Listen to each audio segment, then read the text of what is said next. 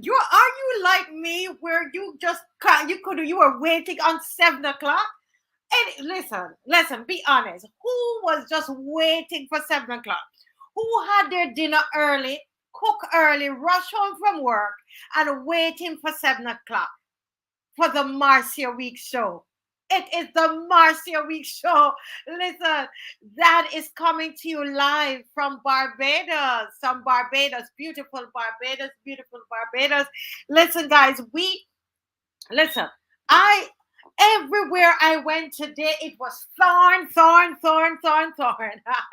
Somebody on here said Thorn got the place locked. Listen, I'm saying the bravery of that man. The more I listen to the clips, I'm like, oh my God, what's going on in Barbados?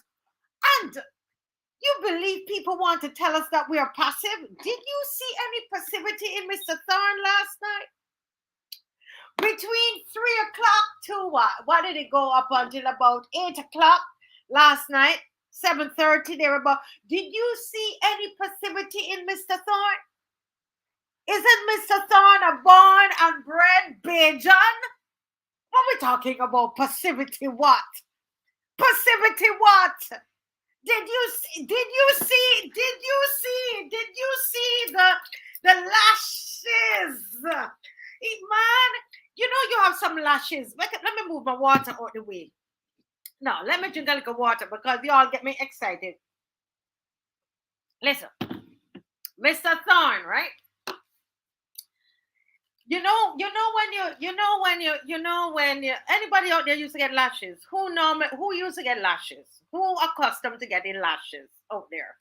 Let me see who normally get lashes. David, good night. David locked on from 621. David, did you normally get lashes out there? You normally got lashes? And let me tell you, when you do some things, man, your parents, they don't just lash you. There's a time they'll come and give you a little lash like that. And then there's a time they'll hold you up in your clothes, right? And bring you up. Sometimes they lift you off the ground. Well, I tell you last night, Mr. Thorn lift them up off the floor, hold them up in the collar, lift them off the floor, and applied it, man. Oops, I almost hit myself here. I lashed myself. Listen, Mr. Thorn applied it, man.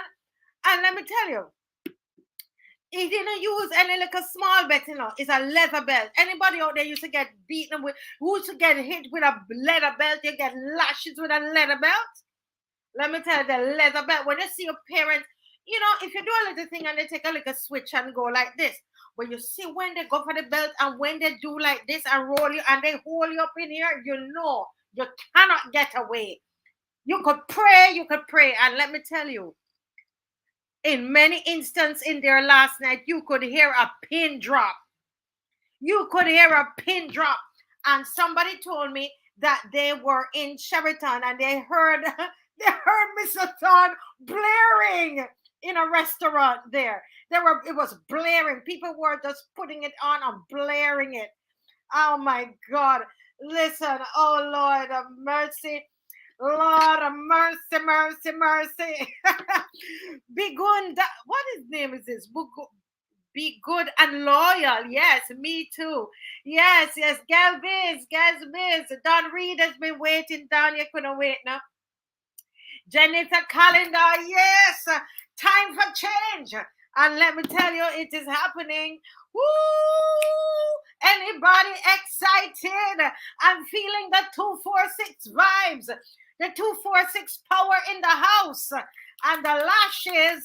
You know what the sound of the 246 power? You know what? Lashes. I hope I don't hit myself. I can't make sure. Lashes. That is the 246 power that is in the place. Hello, Marcia. Hello, Gelbis.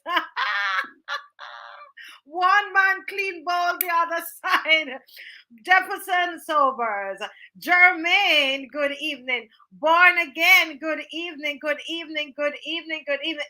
Trading, let me tell you, good night, loyal sons and daughters. Llewellyn, Let me tell you, Llewellyn, let me tell you, where were you when the lashes were given out? Anybody got to watch the whole thing? Cecilia Miller. Oh my Lord, oh my Lord, oh my Lord. Why are we so excited, Heathcliff?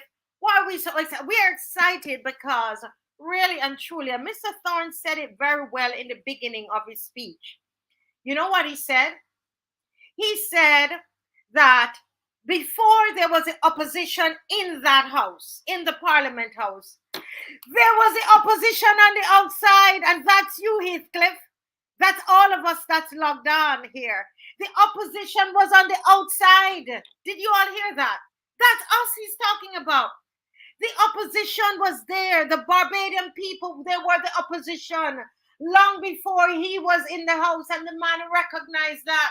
And that's why we're excited. He's able to take all of the things that we've been talking about, all the issues.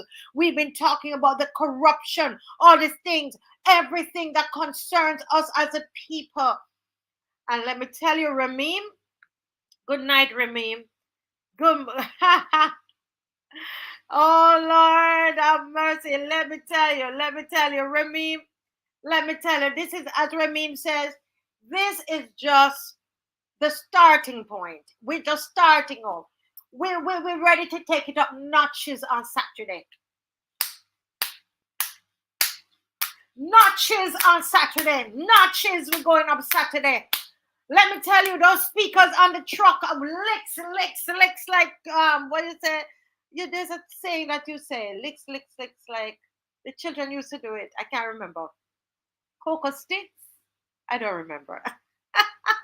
No, listen, Jermaine, Tracy Barra, good night. Said CG. I went up to up to Unity Workers Union tonight, where CG was making the placards. CG, Lord, them placards fiery, man. Them placards fiery. CG has placards for you. And listen, folks, and she needs help. So if you can get up to 6th Avenue, number 5, 6th Avenue, Unity Workers Union, you can get there. She's normally there from about 10 o'clock until in the afternoon. CG could tell me what the hours are going to be. For tomorrow, we have a special day that I'm going to talk to you about. But let me get this excitement out. No. Yes. Alvin Simpson. Yes. Ramim is asking you to like and share, right? Yeah. So somebody, a Bajan, just told me that it licks like peas. It licks like peas. I need to say licks like peas. I'm not going to hit myself, though. I can't hit myself. Oh my lordy, people, are you excited? Would you thought that when we came on and we started this, who would have expected that we would have a representative inside Parliament, right there inside Parliament, to talk about the things the things that concern us? Look how things are moving. You see why it is good to have faith? You saw how they sat down there and they said they made a few little comments, but generally they didn't say anything much. They didn't even stand up and tell and try to stop him. They couldn't. I think they were shocked. And did you hear what he told them when they were trying to say trying to in the beginning? He says, listen, it's okay. You can get to talk now because you don't get to talk. You don't get to talk on Thursdays. You don't get a chance to say anything. So go ahead. He's giving them a chance to say something. Miss, I tell you, that was. My lordy, I tell you.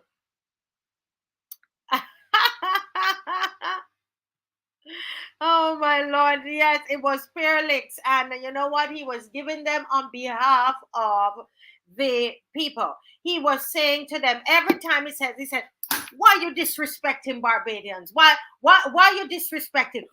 Why you wasting the money? You're wasting money. 60. How many of you? He said, come here and tell me. How 6 or 7 of you go to Dubai?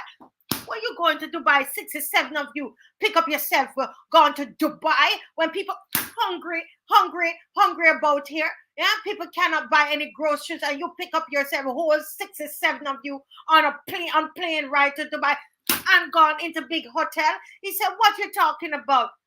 He said to the prime minister, he said, "Come here, you come here. Give her a tree." He gave the prime minister a tree. He said, "Listen, what you doing every day? You're up on planes going everywhere. Why you don't sit down and run this country?"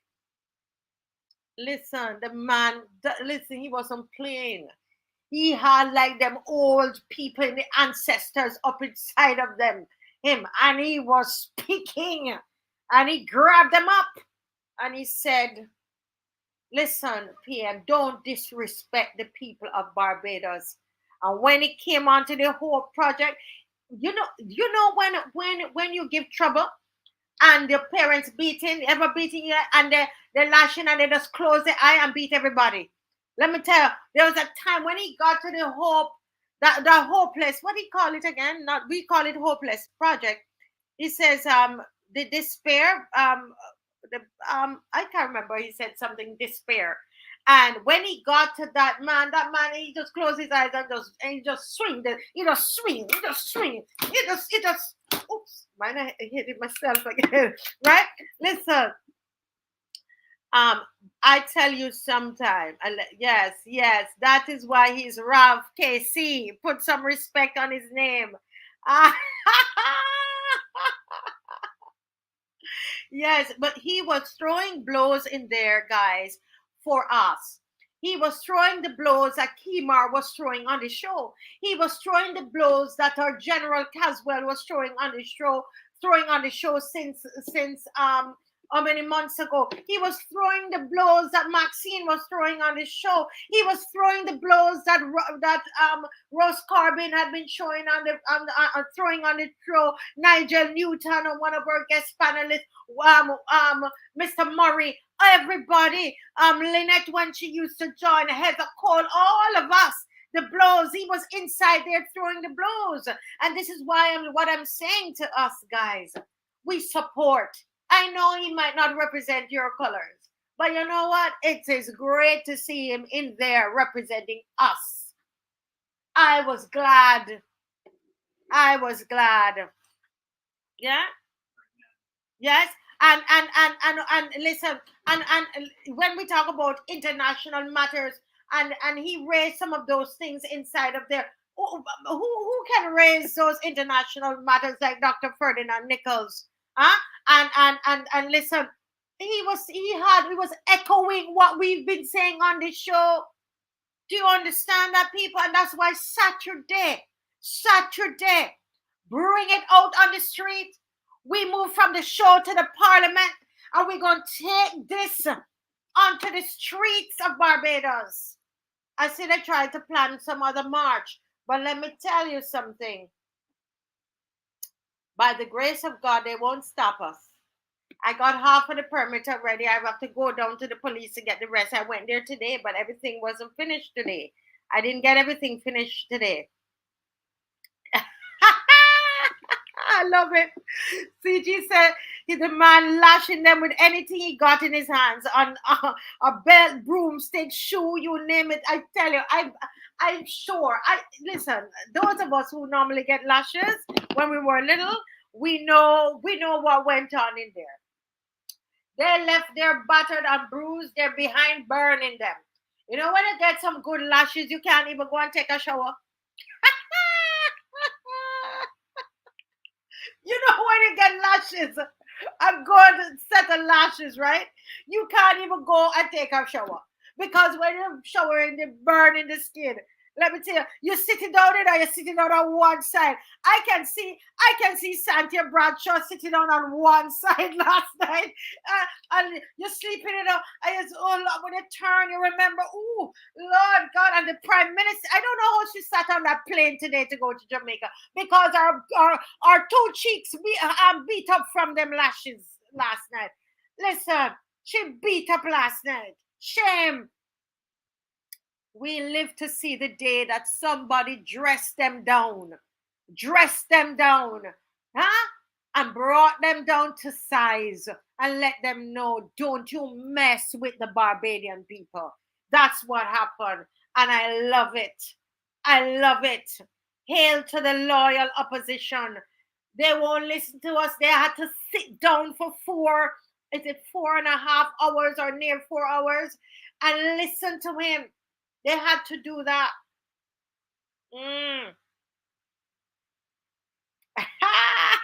Like Sir Gary 366 and Oberbrands, Ralphie mashed them up. Listen to me, folks. Yes, yes. Ah,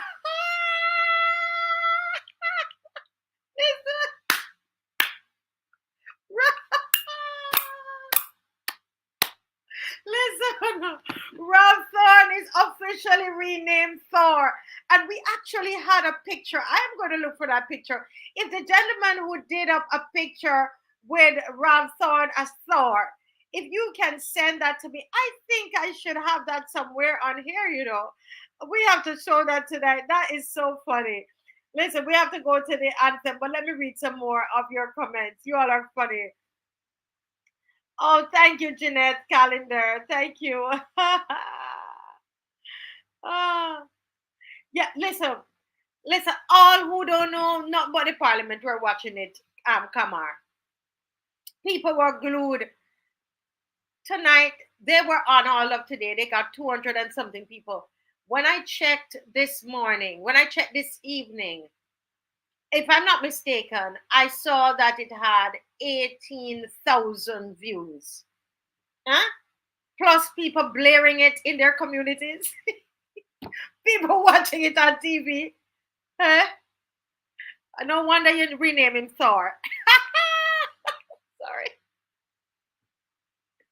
Yes, that's what happened to me. I was listening to it again, Jermaine. The more you listen to his reply, and what we've done for you on the Marcia Week show, if you go on Africa Bridge TV channel, we have created half hour different parts for you. So you could be in the kitchen and you just plug in that baby and you listen because you gotta, especially before you come to the march, you gotta get hyped up, hyped up. Put them in, put in that and listen and listen and listen. Yeah. Glenn Griffin said corporal punishment is illegal. Well, tell that to the KC. Tell that to the tell that to the King's Council last night. Let me tell you, there were some burning backsides. Backsides were burning because they were put on fire by Mr. Thor. By Thor. Yes, yes, yes, yes, yes, yes, yes. Licks like peas. Yes, that's what I was looking for. Hello, Lucinda. Hello, hello, hello, guys. Hello, guys. Listen, we're having fun. We're having fun. Listen, somebody said Mia Little Lambs got licks and kicks and boxes. Mia got licks and kicks and boxes last night. I tell her she can't sit on her behind. Huh? That behind burning her. Huh? As they would say our boxy burning her. Rob said, turn over that boxy. Stop running all about the place and sit down one place. Why you don't sit down one place and stop going around like you're Captain Planet, running up and down from country to country? Are you a nomad? Are you a nomad? Learn to stay home. Listen, you ever when you were a little boy, a little girl, and you go next door and you're all over the community, and your parents stand up, waiting on you. They stand up waiting on you, man, waiting on you. You reach at the step, and by the time you reach at the step, say, come here.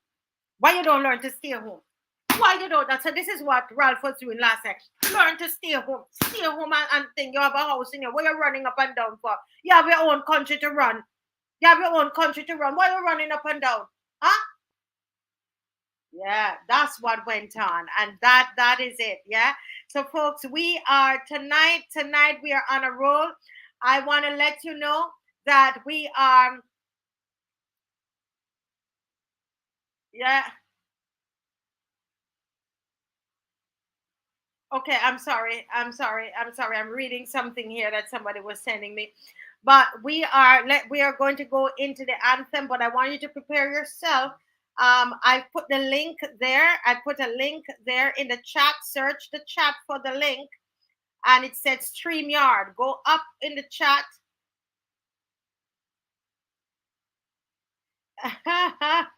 The comments are funny.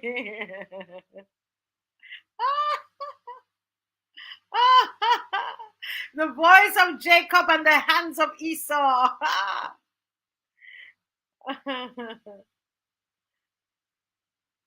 Yes, yes, yes. I know, I know. We just excited, Daniel. I know we're not gonna get we have some real issues we're gonna discuss tonight. I would like for some of you to come into the studio and just short, nothing long, 3 to 5 minutes to give your comments, because it's about us. He was in there speaking on our behalf. So between 8 o'clock to 9 o'clock, the link is there. The link is there. If you search a chat, yeah. um listen, listen, folks.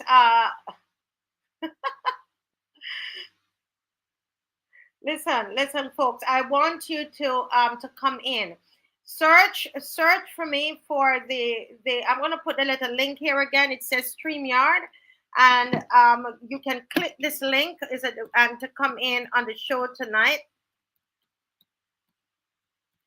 It's just gonna say click this link, and that's the link that you use to come in tonight on the show if you want to share your thoughts and the sections of it that you really impacted you. What does this mean for Barbados now? Where do we go from here? All right, so think about that, and we're going to play the anthem, and then we're going to invite you all in to come in. Okay, so let's get ready for our anthem. Let's get ready for the anthem. It's coming up. It's coming up. It's coming up. Waiting on it. And remember that you share, you like and share. Like and share.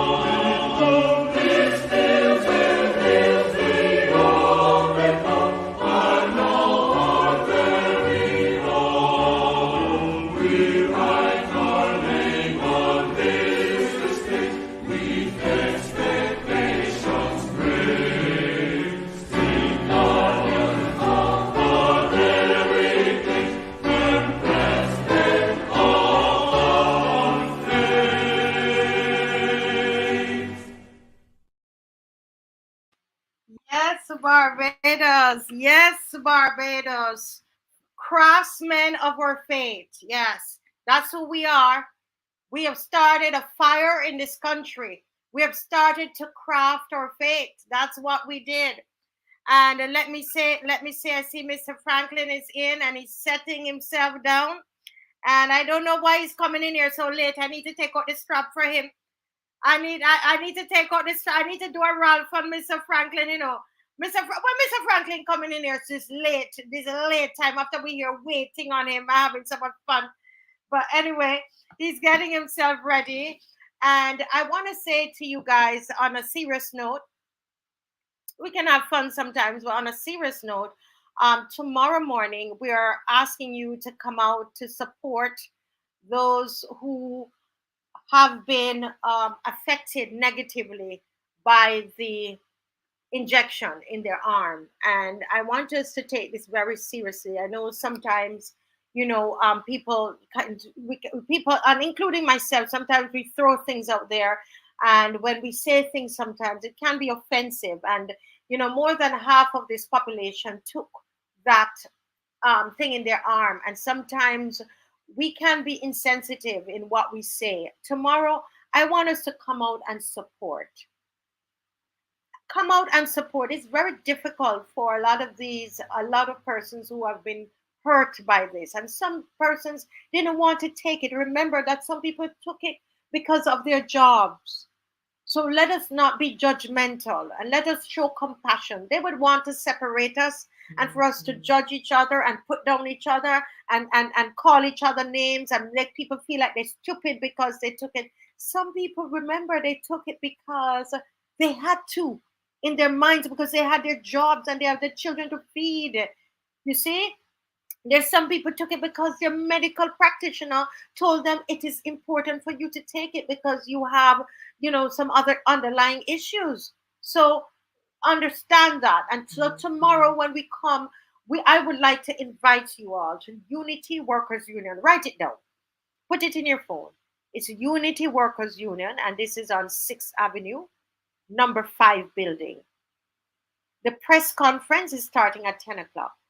They want, when they stand up there speaking, that we have at least 30 persons behind them. Can we do that? Thank you all for coming out to the parliament. We asked for people to come out and you came out. So tomorrow we want to support others in the society who were affected negatively by this thing that went in the arm. Okay? We're not going to let this divide us. We're going to support one another. Will you come tomorrow? It's number 5. It's 6th Avenue, Belleville, Unity Workers Union. We've invited the press, and we have about 4 cases that will be brought forward. Some people are sending in what they want read. There are others who might send a voice note, and some, there's one person for sure who's going to speak. Okay, so we ask you to come in and to support. That is number 5, 6th Avenue, Belleville. This is Unity Workers Union tomorrow. It's very important, okay, that we come out and we support without judgment, please, without ridicule. Yes? Thank you so much. Well, Mr. Franklin. Hello, good night, everybody. I am sorry that Lashes for you. I have to plead extenuating circumstances.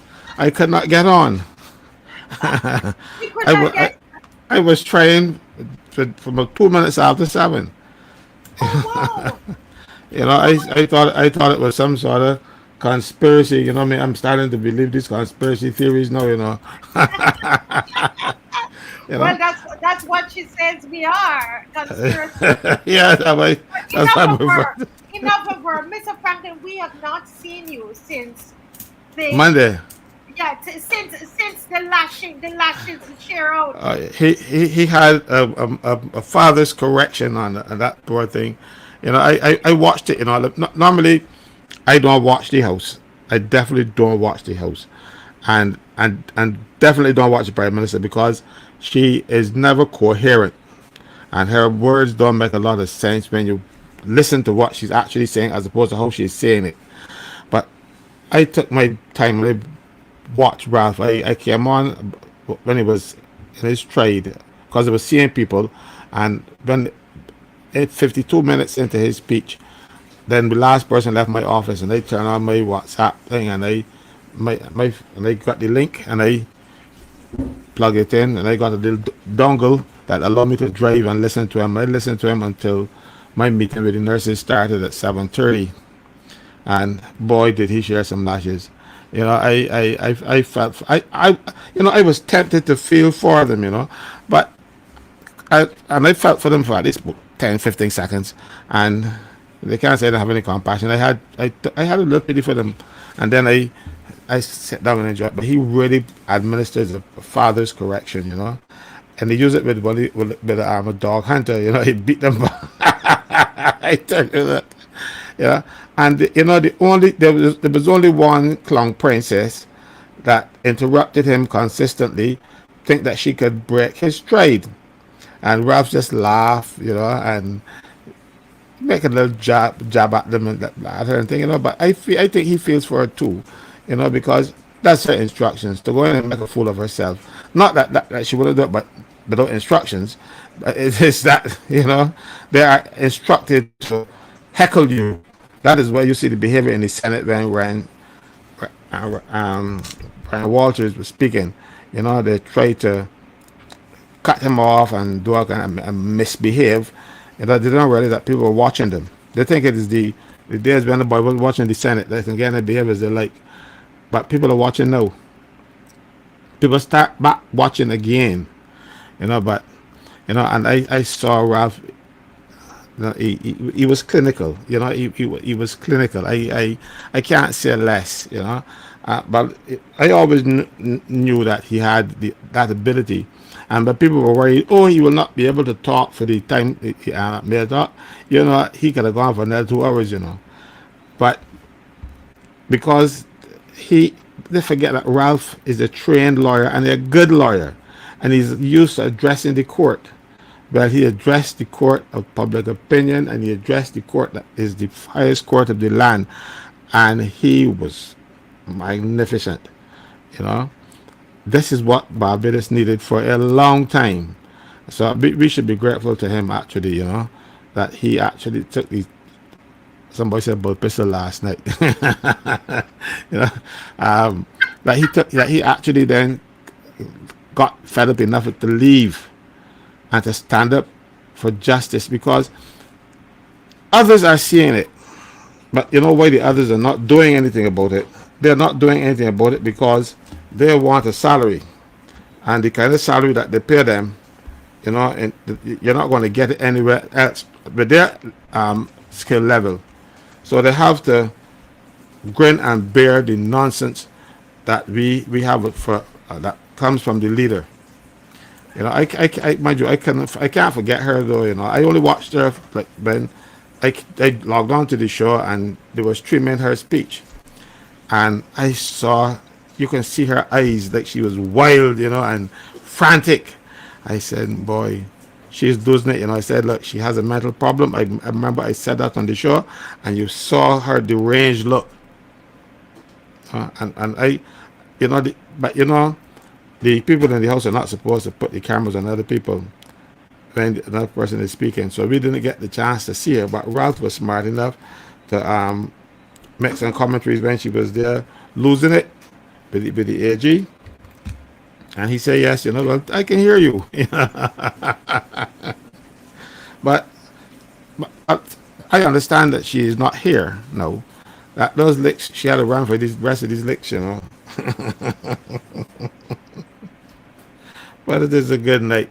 I finished my meeting last night, about 9:45. So I said, well, I couldn't, it wouldn't make sense to drop on because we're having issues with the nurses now, and also with the Lester Vaughan School, and that has Yes, taken up some of my time. yes, yes. Let me just say something. I see someone has come into the studio, so we're going to and welcome, but we are going to start. I invited a couple of them in, Mr. Franklin. to give their thoughts because the people want to say something.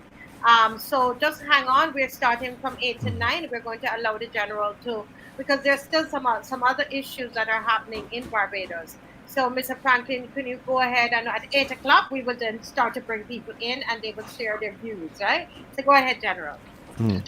But I think I'm going to finish with that flogging because it was merciless, and I hate to see people taking advantage of the weaklings, and they were weak. he, he he punished them. It was like a giant squatting on this swatting flies. Yes. He was just putting them out. I said, but and the thing is, not one of them got up and said on a point of order he's misleading the house or anything like that because Right. he was not misleading the house. Normally if How somebody had come made a we didn't get mistake, any point of order? Mr. I know you want to go into this stuff with it with the nurses and so, but why didn't we get any point of order? I thought that was what was going to happen. Explain to us how that works. no. When if you are making a statement that could be misleading, you know, or not correct, it is incumbent upon somebody and there to get up and say, but he's misleading.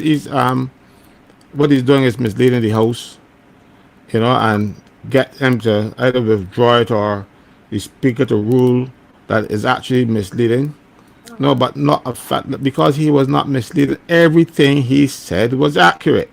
So Ah. because if you challenge him and to say he's misleading the house, then you're gonna show but where he was wrong, and they couldn't because they would have to say, well, look, he is misleading the house because he said A when it's in fact B. That Mm-hmm. didn't happen. So all they had to do is to rely on the clown princess to heckle him, hoping to Mm-hmm. break his trade. But she can't break Ralph's trade. The only time she could break Ralph's trade is if he was walking and she put his foot cross when he was passing and not tripping. That's the only trade that she could break, not when he is thinking and talking. You know what I Mm-hmm. mean? So it was it was like a father's correction, and thank, thankfully, they sat down. But one thing I am troubled by, Mm. I did not hear it. I saw reports of it in the newspaper where Ryan Strong in his speech got to refute something that Ralph said. And Ryan Strong must realize that what he was saying is at best a quarter of the truth. It's not the whole truth. Because Ralph was saying that they did not pay these national insurance for these ash workers and those people like that. Mm-hmm. And Ryan Strong got up and said yes, and they got 26 weeks unemployment benefits. All of that is true. So that's the quarterly part that is true. What is true is that they did not initially pay, and I went on this show, I went on Brass Stacks, I went everywhere, Yes. and I complained that they were not paying contributions for these people. And if the people get hurt and whatever else, and then Rachel got hurt and she didn't get her compensation because there was no national insurance being paid for her. Mm-hmm. Eventually, they were persuaded to go and pay, and they back paid. So having back paid, it doesn't mean that you did it in the beginning. It means that you went back and covered them. So when they were actually then terminated, they got unemployment benefits because the government went back and paid back the money. So when he got up there, he was misleading the house. You know, and it is important that MPs be honest. You know, and in another parliament where you were found to be lying, you would have to resign. But Mm-hmm. Barbados, like I keep telling people, is a parody of the Westminster system. You don't mind you, the Westminster Parliament no was a parody of what it should be, Mm-hmm. but they are consistently twisting the truth as far as they can get it, and sometimes even breaking it. And because of their numbers and because nobody was there to call them out, they got away with it. Brian Yes. Strong, you need to apologize to the people of this country because you lied. You lied Mm. and you cover up. I make bold to say that. And even if you don't want to put some in my tail too, go ahead, because I got the proof that what you were saying was not true all the time. Hmm. So They actually, he's saying that they were paid. he was saying that the national insurance contributions were paid. Yes, they were paid in retrospect. They had to go in and pay up the money so that the people could get unemployment benefits and all kind of stuff. Because that is one of the things I argued about. I quarreled about because people came to me, and I can tell you something now. There are some people still working for the National Conservation Commission that the government is not paying contributions for them. I'm talking about as late as this last week, because I spoke to some of them last week, and they said me when they go to national insurance to pay, because they know the importance of having national insurance contributions, because if you get hurt on the job, you don't get injury benefits. If you get sick, you don't get sickness benefits, and if you don't pay enough contributions, they went up from 500 to 750. If you don't pay the 750 contributions now, when you reach old age, you will not get a pension. So the workers know the benefit. The national insurance have been telling them over the years, it's your lifeline, pay your contributions. And the workers go to pay, and national insurance refuses to take the money because they say, you are not self-employed. Now here is a person who is not self-employed, according to the national insurance definition, and the only people in Barbados right now that can make that determination that the person is self-employed is the National Insurance Board.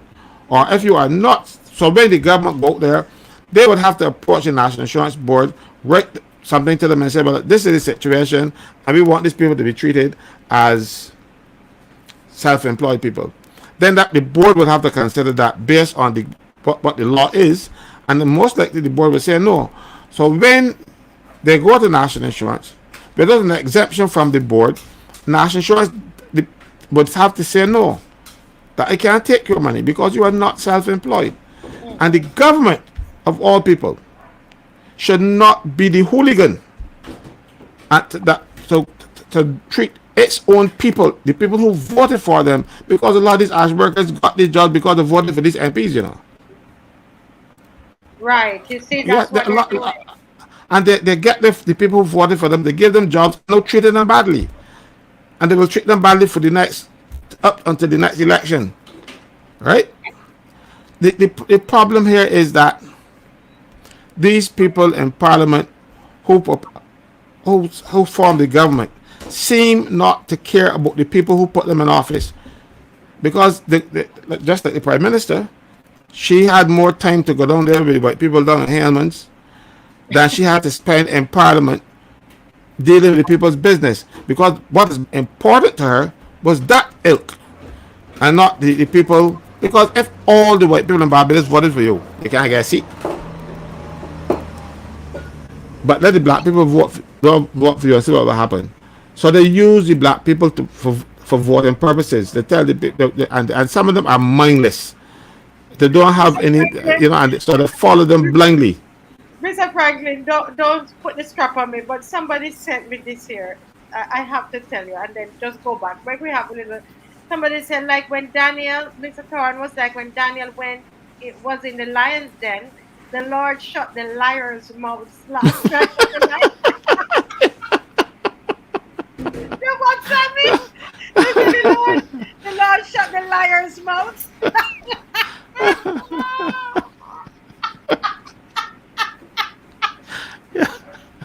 Mr. Franklin, I know you don't want to mind me interrupt you with No, that. not at all. I love that. I love that. I wish it was me that came up with it.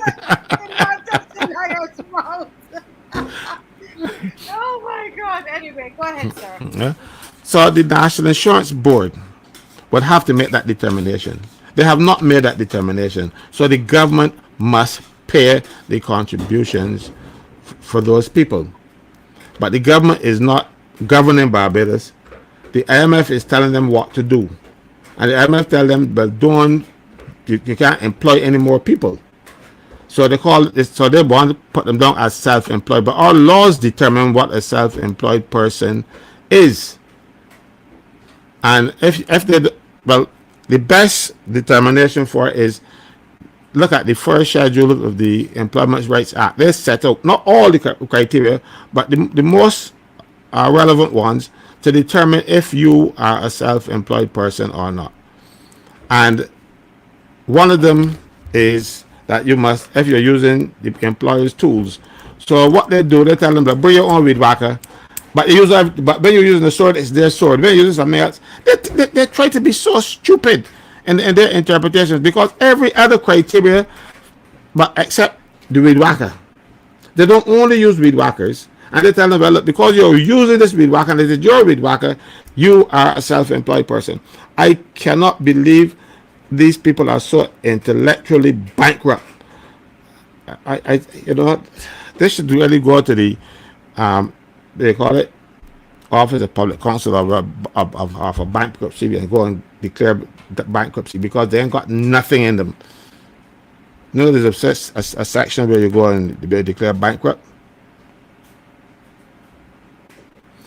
But yes, thank you. He actually apologized. The minister actually apologized for not paying and said they found they made an error. The minister of labor said so. And then we're trying to come up and tell it, but he said that Colin Jordan is lying then. You know? Don't mind me so much. They will call me a liar all the time. I don't mind that.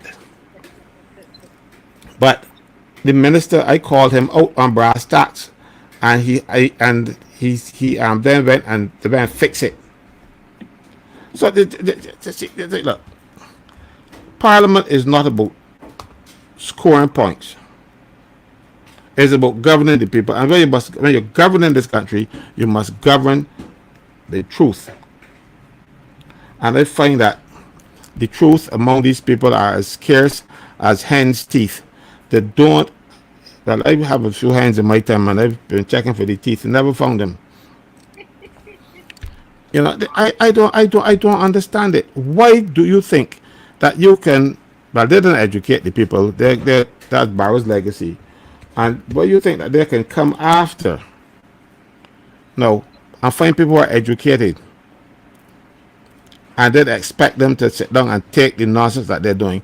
That is why they're dumbing down the place, you know. That is why they want to change the education system because they want fools that they can manage because they can't deal with people of intellect, and that is why Ralph is superior to all of them because their intellect they would have the total theirs to match him. Yeah. And that is the problem. You know, and that is the thing. Listening to him, Mr. Franklin, it's like, you know, you hear it's like he's using language to paint this picture. You know, he has I'm like all the metaphors, everything happening. It's like this wonderful plate of food. You know, just listening to him, and it's just the way that he's using the words to paint this picture, and for us, it's just beautiful. He has he's masterful with the English language, and you know, I said, look at them, and yes, he raised his voice a bit, but he wasn't shouting at us. It was for effect. He wasn't Yes. brawling, right? You know, it wasn't like the prime minister jumping up and carrying on, think that she could frighten people. I don't. I suspect she ain't frightening you. You know what I mean? you know, that type of bad behavior. And what is important to note is that her MPs, when they're thumping the table, her bad behavior, they were congratulating her for, because when you are thumping the table, you are in support. You're congratulating that person. You're saying, well done. Well, bad behavior, well done. Yeah. Well, you know that is why you shouldn't be sorry for them, because instead of speaking up, they are supporting her. Although I heard tonight that Mr. Is it someone was posting. I wanted to hear what he had to say. Trevor Prescott was speaking tonight. I don't know. Did you hear him, Mr. Franklin? To be honest with you, I heard all that I wanted to hear last night. You know, I didn't turn on anything. Mind you, I had some cases today too. So even if I wanted to, I couldn't hear them. And then I would not assault my ears with the nonsense that comes out of there. So I didn't listen. So I usually, if anything is it's worth reporting. The newspapers would report it, and I would read from the newspaper, or I might read the actual document. But they can't stand up and listen to people tell lies, and they can't. You see, and I can't then say to them, I can't stop them. I like rising on a point of order when necessary. That's one of the reasons why I remember years ago I was in church, and I just actually read something in the Bible like a couple of days before, and the preacher was preaching, and he was wrong.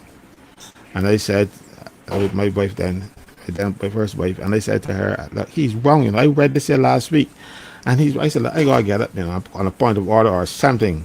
She said, if you raise any point of order here, I will never speak to you again.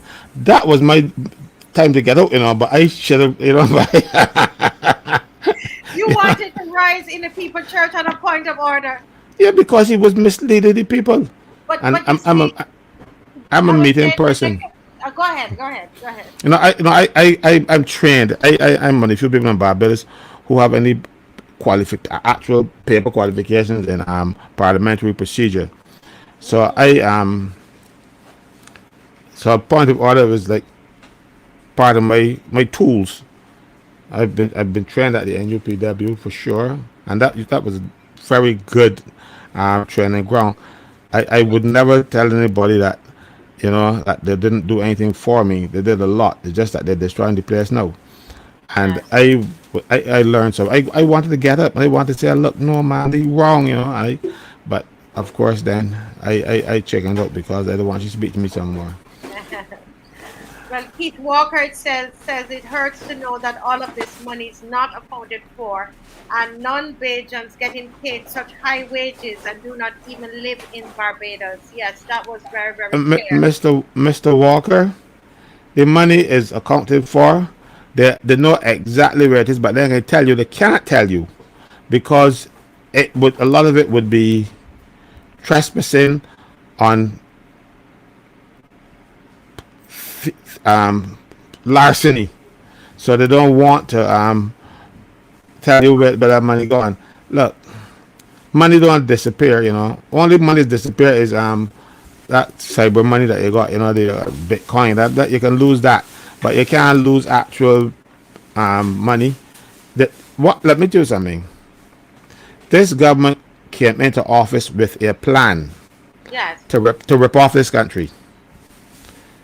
They knew from day one that they were going to do this nastiness, even before day one, because and Ralph confirmed it to me because Kima and I were saying it all along. From day one, they actually had a plan, and when they got into office, before a cabinet can be sworn in, they had consultants engaged to restructure our economy and stuff. How did they know the government financial situation? It was not given to them in opposition, but they knew what they knew what they were planning to do. This thievery and this 27 million US dollars paid to White Oaks, those two people, those two paupers, because they were paupers. They didn't have any work. They were not working. They didn't have any, and I can say that because when I checked with their returns at Company House in England, they had declared that they were not working. They had not worked for 2 years, for those 2 years, and then after 2 years in the wilderness with no money, they made 0.00 pounds. I read that information myself. Nobody didn't tell me. I went and checked. I'm malicious. And when I checked that, next pay, they're from £0 to 27 million US dollars. Well, that is, oh Lord, I think about that kind of money, and then the monthly payments of it is $85,000. This was a rip-off. Let them sue me. Tell them put something at my tail, because there is nothing short of dishonesty there. Yes. They did not have the facts. They did not have a government in place, and they went ahead and get these people. And how did they get them so quickly? And for a company that nobody, the world knew really, nobody know them. And then all of a sudden, they're experts coming to Barbados. We find a lot of monkey experts. We found the expert for the tourism people. We found now we find another expert from that never worked in hospital before to run our hospital. We keep finding these people that, and they're not people of any note. Nobody knows them until we hire them. And the thing is, Professor so-called Avinash Prasad, back in those days, he was always there as the guiding hand. So he probably knew these people. I don't know what, but something is wrong. I am not going to say that they had a deal to kick back because that would cause me to think. I don't know that, and I'm not going to say it. But it has to be something. I don't know what it is, but there must be something that will cause you to go and pick two unknown people working in a one-door office in England to come to Barbados to restructure our economy and pay them more than anybody else in the world. To do, as Ralph said, what anybody could have done in that field, and what could have happened with the guy who was the world. He could have done it for us. The former government central bank. Oh Lord, Kimar could have done it for us. So why did you go and pick these people that nobody knew and then pay them more than anybody else ever got? Yeah. Because this was a scam. Scam. That's it. It's the scamming. Scamming. Just like we had the job scam. You remember that? I will never forget it. Yes, go ahead. Yeah. I'm glad you reminded me, because and you asked us not to make light of these people or make fun of them. I can't. I can tell you why. This government passed piece of legislation in 2021 during the pandemic to say that you cannot force anybody to take a medical test. It's Section 6 of this act. I keep them all around me by the night because they don't want to reach too far. Yeah. It says,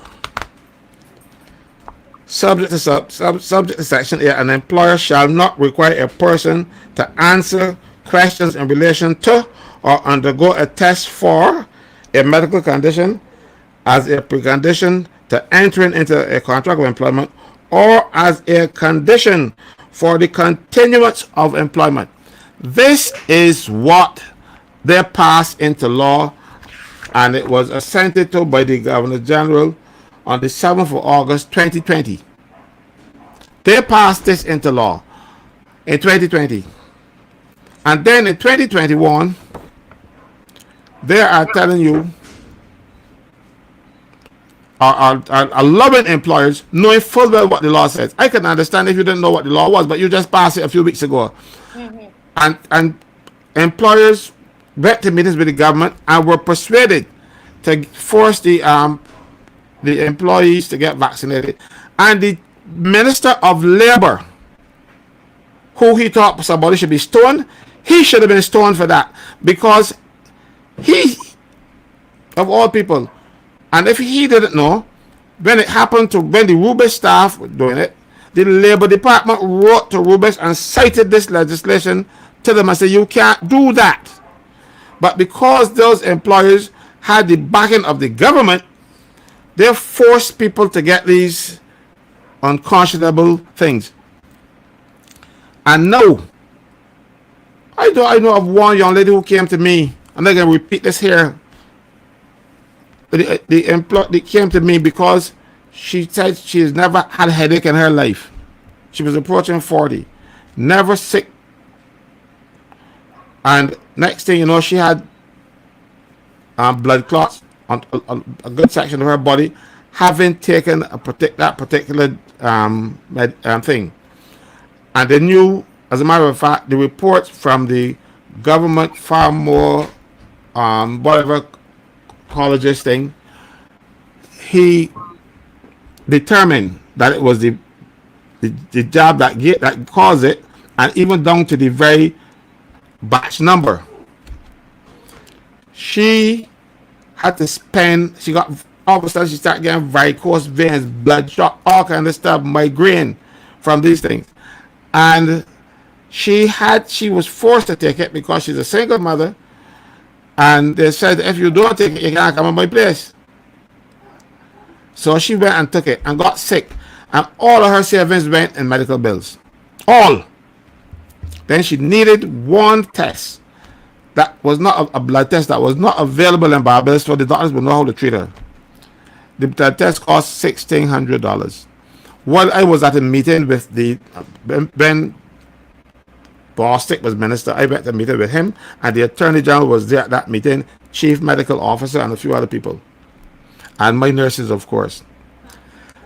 And of course, I mean, I slipped in this thing for this young lady, because it was not part of the agenda, but I tried to slip it in. So I asked them for some money to help this young lady. And the Attorney General looked at me and said to me, but we don't have any liability. I said, I ain't talking about liability, I'm talking about humanity. They don't want help, and will it cause this, And then, Franklin, we need you. I hope you have the time to be at the press conference tomorrow, because this is what we will be talking about at the press conference tomorrow, and asking everybody, come out. Even if we don't have enough chairs, you will stand up. But support, and let us not, as I said earlier, no judgment and no pointing of fingers and no no, you laughing. can't. Those people were taken advantage of. They were taken advantage of. I know I told the people it's 8 o'clock, and I told them that they can come in and just to hear their voice and what they want to say, because it's about them. I'm hearing that the deputy PM is carrying on in Parliament at this moment, and is saying, if anybody can confirm, I don't know if this is true, but I've been sent these messages. So if you know it's true, and you can come on and confirm, saying that Mr. Thorne cannot come back in Parliament. So let's hear about that. But anyway, I'm seeing Heather. Heather, thank you. I know you're one of our panelists, but you came on tonight to share your thoughts. You weren't due tonight, but I said come on and share your thoughts tonight. Mr. Franklin, we will want to hear more from you tomorrow. I hope you can make it to the press conference on that issue. But I want to right on my promise that they can come on at 8 o'clock. All Yes, right? no problem. I'll be here. Yes, God thank willing. Yes. Okay, Heather, you're unmute, please. Okay, you're still muted. Heather Yes. is in New York. Yes, so it's good to hear from someone in the diaspora about what you heard last night from Mr. Thorne. Hello, everyone. Well, yes, I would love to share my thoughts. I am very proud of what Mr. Thorne did in the Parliament yesterday. I don't think, since we do not hear that much of him, only on the several occasions where he had spoken, nobody knew what he was going to say. So the expectancy was always in the air. It made everybody want to hear, because they don't normally hear him. When they have these weekly meetings in Parliament, normally you don't hear him. And since that he is now the leader of the opposition, everybody was tuned in. And from what we saw, there were over 17,000 views of his presentation this morning. And by this evening, it was over 18,000 views. Yeah. However, what I saw of him, and again, I must say that I was exceedingly proud. I saw a prosecutor prosecuting the Parliament of Barbados, and he did it well. And the only thing, even before I get there, he represented the Constitution. He represented the people of Barbados. He represented the taxpayers, the workers who worked on these temporary projects that government had going on, the school children. He represented everyone, every member of the Barbadian society. And he did a good job on representing the Constitution as well. And it leads me to say, right, that since he did all of this, he has the people now fired up and raring to go. And this has to be a moment in time. There has to be no backing down from here. We can only go forward. I believe that we have the opportunity to bring down this government at this point in time. I Yes. can see it happening. And I wonder now what Mr. Thorne's next steps are, now that he has the people firmly behind him. And I see no reason why he should not call out his forces and be at that march on Saturday morning. Yes. It Mr. is a Thorne, if moment you're in listening, time. to It give out the is a call again, moment in time. Heather. Pardon? Give out the call again. All right, Mr. Thorne, I hope that you can hear my voice. What you did in Parliament yesterday was over and above anybody's expectations. You prosecuted the entire Parliament, every member of Parliament. You did that. You represented well the people of Barbados, from the school children to the casual workers and everybody who falls in between, as well as the Constitution of Barbados. And I cannot forget the judiciary as well. So the onus on you now, or what I have to ask of you, is what you are willing to do next. Everything lies in your hands, and I want you to believe that you can change the path of these people in Barbados from, at least you started to change it from last night onward, and there is absolutely no reason why you should stop now. I am 1000% firmly behind you. And I wish I could make it Saturday, but I can't make it Saturday. So I hope that is part of your mission, to be out on the street with the members of the loyal opposition and bring along every Democratic Labour Party member and people who are no longer sure where they fall now. Bring along all of them and come out and march against this government. Correct. Yes. So I'm a happy camper. And I want to say something, mention something about what Caswell said about White Oaks. I would like you to check to see if they have been hired anywhere else since they had this deal from the government of Barbados. That is what I would like to know. It would explain a lot how these unknown people were able to pull off this deal. If they are who they say they were, work should be flowing in. So if nothing has flowed in since then, we know that that's a scam. Simple so. And and also the Financial Times did call it a deal. So if we say that it was a deal, the Times already said that if they want to put someone in court, they have to put the Financial Times in court as well, because they called it before. We are just following what they said. And also the number of infelicities of the government. We have an idea of what they did, but we don't know how much more they have done that we don't know. And I firmly believe that there is more to be uncovered, but we will get there. Yes. People are commenting in the chat, and I just sent a message to see if we can get him there at the march. Mr. Thorne, if anybody can get a message out. Mr. Thorne, we want to march with you. Please. Yes, we want to march with you on Saturday, Mr. Thorne. Come and connect with your people. Listen, Yes. the people have your back, Mr. Thorne. Come out with us. And Mr. Franklin, we have Independence Square is booked.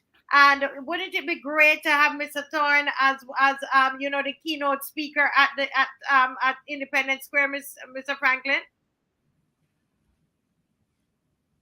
You're not hearing me? You're not hearing me? Your mic is muted. He's muted. Yeah, oh sorry. I said I would be happy to hear him down there. I'm getting tired of my own voice. I want to hear him out here saying, saying these things, because I believe that they will more respond to him than me. They will say it, oh yeah, that's Ralph. No, he's a great lawyer and all kind of stuff, so he gonna know what he's talking about. So I don't mind Caswell, but I want him to come out and assure the people that a lot of the things that we were saying on this show, and they did last night, Mm-hmm. what we were saying was absolutely true. That is why we only have so far only one letter up anybody's tail out here. You know? And Yeah, and there's nothing up my tail. Just so just be clear about that. I'm I'm sitting very comfortably. um, if I can also add, right, when Mr. Thorne concluded, to me, he was still in the prosecutor mode. And the only thing that he didn't end it, what a prosecutor would end his speech, he would end by saying, "I rest my case," right? He did not say that because he ran out of time and he felt that people were too tired or something like that to listen more. So he has more to say. So he should come out to the march on Saturday to finish what he started in Parliament. Yes, That because is there what I were things believe. he did not get to say. So everything. Yes. Yes, I see Mr. Joseph Cadogan is on, and we're giving everybody who comes on. They have 3 to 5 minutes to share, and you go, and then we to other people because we can't have everybody in the studio at one time. Good to see you, Mr. Cadogan. You're always here typing away, and it's Yes, good good night. that you could come on tonight to join us. And go ahead for us. Tell us what's on your mind and why give us your thoughts about the Rod Thorne speech. Well, first of all, good night, everyone. Glad to be on. But what I Yeah. would like to say first thing that is, I listen to both the Prime Minister, Mia, and I listen to Ralph Tom as much as I can, Mr. Tom. But I find the Prime Minister's budget speech was more of a campaign. You're going on a campaign trail, whether it's be to get votes or whatever the case may be. But I did not feel nothing for her budget she put across. Nothing was actually in depth to me to give me any confidence in the government anymore. But with putting that aside, and with the other my friends that was watching Mr. Torrance speak, it's hard to put words to his speech, to be honest with you. Because when we check, Mr. Torrance had over 16,000 viewers watching him and listening to him carefully. So as all everybody that I knew, which was even in Grenada and all in Canada has gotten to me, he said Mr. Torrance did a brilliant speech responding to the budget, and there's nothing more they can do. What they would like the people of Barbados is to wake up and educate themselves and realize that this is very serious, and we have to look at the budget that was presented. There's nothing there for the poor people, to me personally, but that's my opinion. Also, I would like to see actually, yes, the DLP come out. I would really love to see that, and everybody around the Caribbean and even in Canada has even mentioned that with some of the people I've been talking to. I would like it to be something powerful. We need to get it out there powerful because we have a lot of issues in this country as it relates to the poor people. Right? And there's a lot of things, Marcia, that has come up since the last time he was on the show. And I want to say that because of Mr. Torrance's speech and how he's putting it, everybody has confidence in him to be the next prime minister. I had to say that because I was told. So just that's my piece, and that's what I have to say. Thank you so much, Mr. Right, Cadogan. Thank you. right, Always good to hear from you. right. God bless you. And I'm hoping that others will get the courage to come on. I'm going to put the link there's a link that I'm going to put in the chat, and it says StreamYard. And you can come on. Yes. Come on, which is it's right there. If you check, I just putting it at 8:14. There should be a way to pin it. I don't see a way to pin it here. But it says StreamYard, and if you click on that, you can come in and share your views. I see Paul Messiah is trying to come in, but you have to connect your devices. Okay, your devices are not connected. So yes, um, Mr. Franklin, anything new that you're hearing there? No, I was trying to look to see, but I'm a bit challenged, so I take a little bit more time than most people with these things. So I haven't heard. Yeah. Cause I was trying to find um, what Santia was saying. Cause I thought she was going to mention the 7,500, and I was listening. I want to hear her refute that again. It's such comedy, you know. So but I gotta play it back to see. And if she did, if she come and she addressed that, please interrupt me. I want to hear it, because the excuses that she made. The first, and I am going to make bold to say, she said the check was processed by her office. You remember that? I didn't even listen to her, to be No, she honest. said the check was processed by her office. And then she goes on to say at a later date that the check wasn't cash. So unless we were talking about two different checks, now that is a real possibility, that there were at least two. There was another one, because I don't get me wrong. She said it was not processed, and then another thing she said that was processed by her office. So she got to be talking about two different events. So are we talking about two $7,500 checks? That is something that she has to answer, because it doesn't make sense otherwise. But I hear she's talking about money. She should be the last person to speak about money. The last person to talk about money. The last one. But the cover is coming off of all of them. And I tell you, Mr. Franklin, whoever it is, they're gonna tear them apart. They're gonna go in like hyenas and tear that person apart. So we have to get ready to stand with Mr. Thorne and say to Mr. Thorne, come on down to our march on Saturday. Come Well, down to the march on Saturday, Mr. Thorne. I Yeah. am not getting ready to stand with Mr. Thorne. I am there already. I was waiting for him to come, because I had told people before he crossed the floor that the only person that would make sense to cross the floor was him, Hmm. because he didn't need them. He That was is not the a thing. he was not a pauper like a lot of them. So the prime minister could not buy him, Hmm. and I was praying that he would cross the floor, and he has done so. So know that I have been begging for that. I cannot desert him now. Hmm.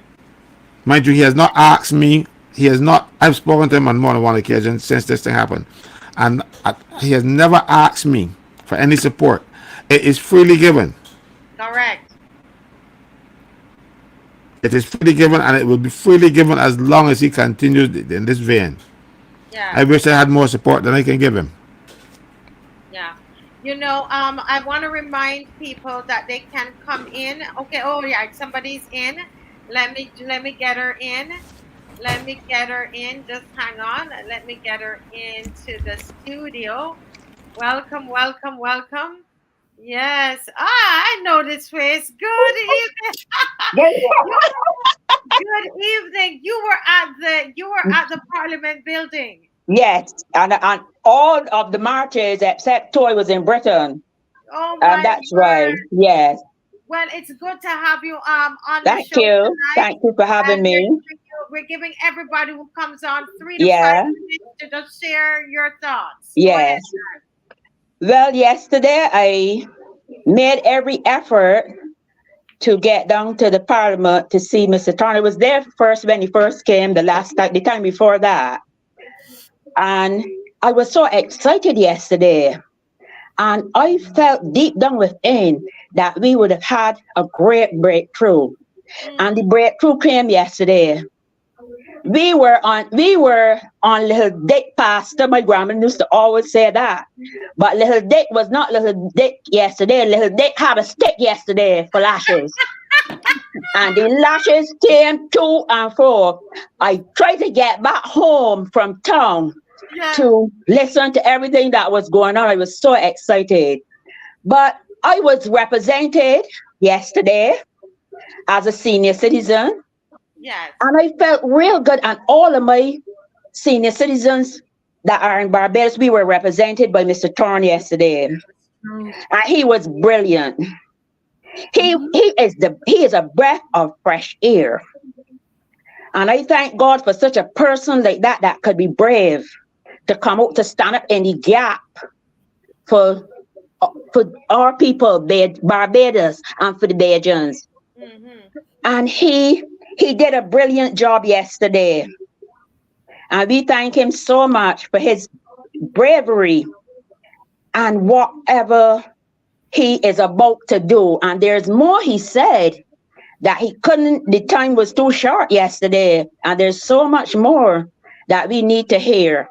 And I know deep down that he's going to uncover all of this stench that is going on. I cried. I tell you, I cried when I heard our PM, how she was carrying on. I was in my bed and I started to cry. I can't believe that such a person would get on like that it would go all over the world. She didn't have any patience, temperance, or anything to go along with it. But what I would say tonight, that we have gotten a breakthrough. Yes. And I pray God, Almighty God, that he keep covering us and he make the way further for us, that something will be done. We need a change, and the change is now. Not promising, it is now by the help of Almighty God. Y'all have a good night, and I'll be listening. And I was checking from 6:15 to 6. I didn't even know it was 6:15 this evening for this show to come on tonight.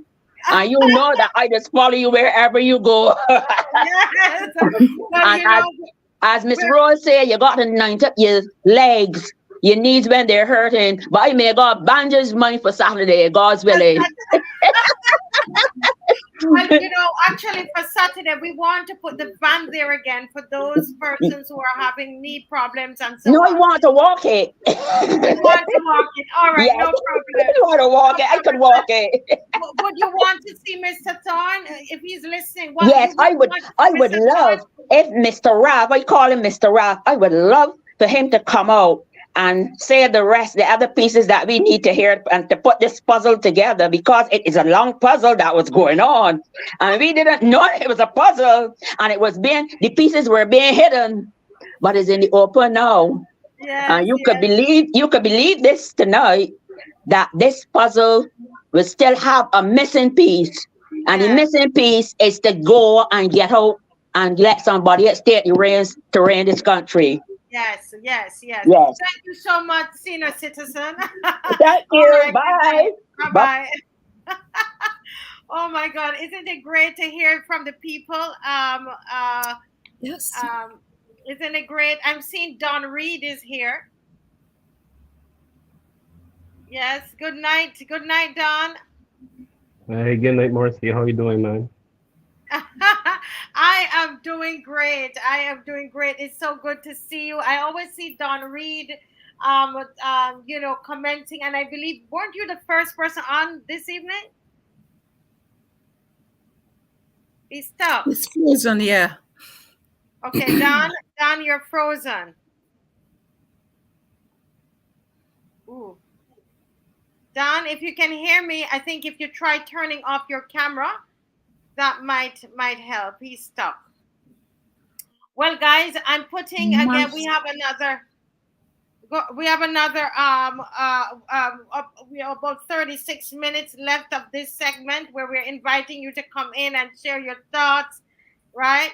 So when you see StreamYard, if you click on StreamYard, if you click on StreamYard, you can come in and share your thoughts. You don't have to put on your camera. Some people put on their camera, but don't feel compelled that you have to put on your camera. All right, you can keep the camera off. Actually, that will save the bandwidth, and we can hear you more. Okay. All right. Wonderful. Go ahead. Heather. Marcia, there's something else that I wanted to talk about. It was with regards to agriculture. Mhm. And you know that the government Hold a was second. Let me see if I can get him in. Don, if you're hearing me and you want to turn off your camera, that will help with your bandwidth. Okay. So you can go ahead, turn off your camera. Let's try that because we really want to hear what you're saying, what you have to say. Good. Let me add Okay, him cool. now. Okay. Hi, Don. Hi, Marcia. You can hear me better now? Yes, we can hear you. We can hear you. Okay. What are your thoughts? We're giving you 3 to 5 minutes just to share your thoughts on the leader of the oppositions on his response yesterday. All right. So as I said earlier, just recovered from a really bad sinus infection, so I'll be pretty quick. Yes. Absolutely excited. It was amazing. He exposed the wickedness that was going on behind closed doors for a very long time. This shows the importance of opposition. He literally threw gasoline on it. This fire shall not be out. Um, Mia, I know her ears is burning her. As you said, her behind is scorching right now. She's not going to be able to sit down for a long time. Yeah. Um, I am absolutely proud of him. I'm 41 years old, and this is the first time that I've sat down and watched assembly in my entire Wow. life. 41, 4.5 hours well spent. I voted for the first time in my life in 2020 in opposition against Mia Martin. I just voted whoever was against her because I know the immorality that she has is against the nation. Barbados is a Christian nation. We are about righteousness, and everything that she is doing is unrighteous. So I thank God for sending Ralph Thorne. I thank God for this show. I thank God for you, Marcia. God bless you all. And I pray that he will press on and push on because for the first time in my life, if he keeps on doing what he's going and taking the direction he's going, I will be voting for Ralph Thorne whenever the election comes around. I promise him that. I'll be there Saturday marching with you guys. I'm very proud of what he did. It was incredible. It was absolutely amazing. He had them there silent. They started to try to make him nervous in the beginning, and I was using my WhatsApp to post encouragement for people to see what's going on. I said, "Come on, Ralph, come on, settle," and just punch at them. And when he got going, man, they couldn't say another word. All these calls, all the laughing stopped because the truth, nobody can defend against the truth. So I want to say a big kudos to him. I'm very proud of him. He's a hero. You guys are heroes. And I just wanted to push on and press on and more lashes. Get the belt out again, Marcia. More lashes for them. More lashes. Yes. Marcia, I thank Thank God for you, you. Don. Right? And Oh, thank man. you, Don. And we will see you on Saturday. That- Great, great, That's great. I nice. love how you say that Mr. Thorne, he says Mr. Thorne came and threw some gasoline on this fire that was started over here. And that's really what happened. That's blowing up into a flame right now all over Barbados. I'm seeing somebody else is here, Paul Messiah. Oh, the men are coming through. Good night, Paul. How are you? I am well, and yourself? I am doing well. Paul, we're so happy to Okay. have you. I would see you every night. You know most nights you're commenting and so on. So it's good to have you on here tonight. Really, it is good. And thank you for supporting and for understanding what it is that we're doing and being part of it.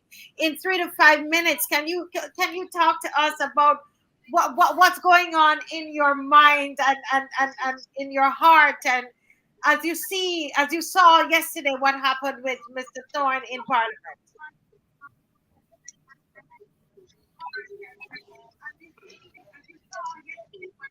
Well, I have two ears right now. One of them is directed towards the TV that is in the living room, and I am actually in the bedroom watching another TV. I'm trying to get my thoughts all cleared, actually. But what I'm seeing though is that sometimes, in order to clean up a house, you have to be inside the house. Ralph was inside the house. The house was dirty, but he decided that he was going to come out in order to clean up the house. What I'm seeing now is that Santia is now finding dirt to stop Ralph from cleaning up the house. So it's like you live in a glass house I live in a glass house. Watch the stones that you're throwing because you got as much dirt in your house as me. But I kind of like admire Ralph. He may know that he have dirt in his house, but there's a bigger issue here at hand. Mm-hmm. People are being hurt, and I am tired of seeing people hurt because very soon the tables are going to turn. I'm the one who's going to be hurt. Remember something back, something was said. Um, they attacked this other set of people, and because I was not a part of this set of people, I kept my mouth shut. Yes, yes, Well, yes. pretty soon they're going to start attacking you. Pretty soon they're going to start attacking you. And if you continue to keep your mouth closed, there would be nobody there so to represent you. Right now, I believe that Ralph have people there to represent him. And if what Sandy is saying is true, I believe that everything will be exposed. Actually, right now, as I heard on the television, she is actually commanding the Attorney General to open a case against Ralph. Mm-hmm. Then All that let's I'm see. seeing, yes, all I'm saying is a lot of dirt is being exposed here. You know, I always hear about tricks, but this is dirty business. It seems, you know.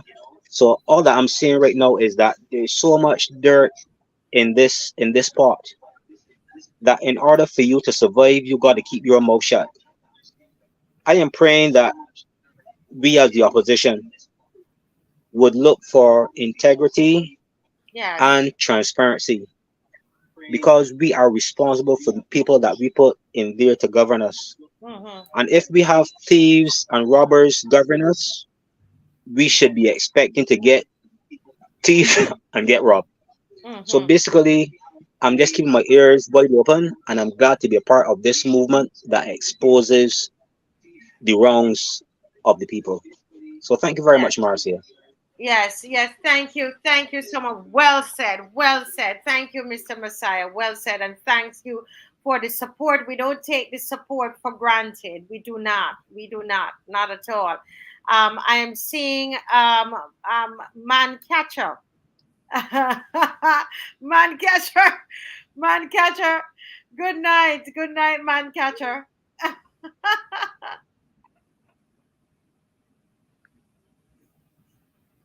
Good night, man catcher. Good night. No, not hearing. Not hearing. Oh, hello. Hi, man Okay, catcher. good night. I was muted. Yes, Hi, good night yes, there. yes. Yeah, I Good was night. Good night, going sir. there How by are you? last. Good night. Too. I am Uh, good, and you? I am good. Are you in I'm Barbados? good, and you? I am doing great. Yes, I am. Yes, well, I was blown away last night. I like last night. But the thing about it is that all last night did was to give those persons something to talk about today. I listen and I especially with Dwight, especially with Dwight. I don't know what's wrong with Dwight, but Dwight think that he can convince people with numbers. So when he started, he gave out all the numbers for all the acreage that was given away. He dropped out. Dropped out. Ah. Mm, okay. All right. Let's see if he would come back in. He would come back in. No? Let's have Edwin. Edwin, turn off the what you're listening to. Good night, Edwin. Mr. Device. See if we could come back in. Come back in. Let's have Edwin. Edwin. Okay, I think he did. Good night, Edwin. Come back in. Come back in. Let's have Edwin. So, Edwin, good night. If you're listening, you have to turn off the device you are watching the show on when you come on, so that we don't have that feedback. Okay. And man catcher, if you are watching, please come back on. We missed you. We missed you there. This is your time, people. Let me put the link in. This is all about you guys, and hoping that you come out on Saturday. Hoping that you come out on Saturday, 10 o'clock. Right, Saturday, 10 o'clock. Okay, Mr. Price is back. Let me see who is back. Okay, Man Catcher is back. Let me let him go first. Good It's night. back here now. It's back here now. Yes. Okay. Wonderful. Yes, sir. Continue, sir. Yes. Right. I was saying with he thought that he could convince people in numbers, and he started to give out some names and some acreage that he gave away. But I recognize that he brought him one that I know for sure, and I ain't seen nothing in that area that would justify him saying what he said. So I'm just waiting to hear. But you could have seen that what we all said last night was so true, because the KMO, the listen, and I recognize the listen, they are in here. And what happened is that they use whatever you said last night, whatever was said last night, as a floor, to catapult them into whatever they said tonight. Without last night's show, they would have had nothing to say. That's it. Yes. Thank you so much. Thank you so much for your insight. Quite interesting that this show gives them something to discuss. They love the show. They love the show, Man Catcher. All right. God bless you. Thank you. So hope to see you on Saturday. Okay, it's not hearing. Okay, let me see. Edwin, Mr. Price is here. Hi, good night, Marcia. Yes, Mr. Price. How are you? I'm fine. What about you? Great, man. I can't forget seeing you at the marches and the roadside parliament. It's good to Yes, have you here tonight. yes, it is a pleasure to be on the show as well. Good night to everybody. Had nice to see you once Good again. I night. haven't seen you for a while, Good but night. always glad to see you. Well, what I must say is about, I'll be very short and frank about the Ralph Soren's speech. Well, he's my representative. I'm in his constituency. And I Oh met Ralph. I met Ralph just before he became actually won the seat. At that time, it was I think it was John Boyce who was in the seat at that time. And I yeah. told him, in this constituency, you must represent the people, because this is a swing constituency. You had John Boyce, you had Jerome Walker, and you can go on and on, but this is a swing seat. So he tell him, once he does the right thing, represent the people, he'll be sure to win back this seat. Mm-hmm. But going forward and beyond that, I listened to him because it's the first time I've ever sat and listened to Parliament, Mm-hmm. because I put that aside due to the fact it was a 136 and everybody was singing the same song, the same choir. Mm-hmm. Saying it's a Westminster system, which I think is a farce, because in England, you always get heckling from the other side and you get views and different opinions. But in our parliament, one body singing one song and everybody just cheering up, even if they say it's a dog and it's a rat and everybody just jumping up. So here, Yeah. Ralph yesterday speaking so eloquent, and it shows the Belgian public that our Prime Minister, Mayor Motley, is not only a very good or eloquent speaker. Ralph showed her yesterday that what it is to speak and to put emphasis in your words as well. But you know, his speech touched a lot of people. But I think he did a fantastic job, and it shows based on what we were missing for a very long time in terms of representation in Parliament. And I give my hats off to him that he continues to do a good job. But I'm so sad for the Prime Minister in a sense, because I thought that she would have done much better because of all the speeches she gave and stuff. But her words didn't add up to much in reality. So I must say, Ralph took them to school yesterday and emphasized on most of the problems that we have in the country, which a lot of Barbadians didn't know. So my hats off to Ralph, the Marcia Reeds team, including Caswell, and keep up the good job. We will continue fighting, but I think this administration needs to go, and that's straight and frank. Nothing, no long talk. So Marcia, you and the rest, have a good night.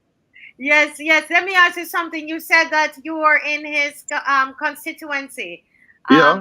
And how was his representation? I didn't hear that part. Well, this Christchurch itself is a very big constituency, and thing is about Barbadians.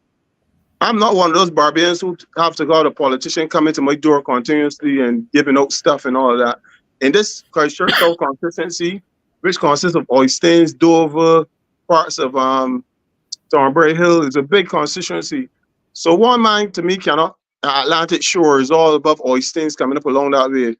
So to me, one man can't do everything possible for every single body in the constitution. But I must say, people from Oyston in different areas said he was doing a good job. And those who are less fortunate, some people got and some people didn't. But it's only so much he could do as a person.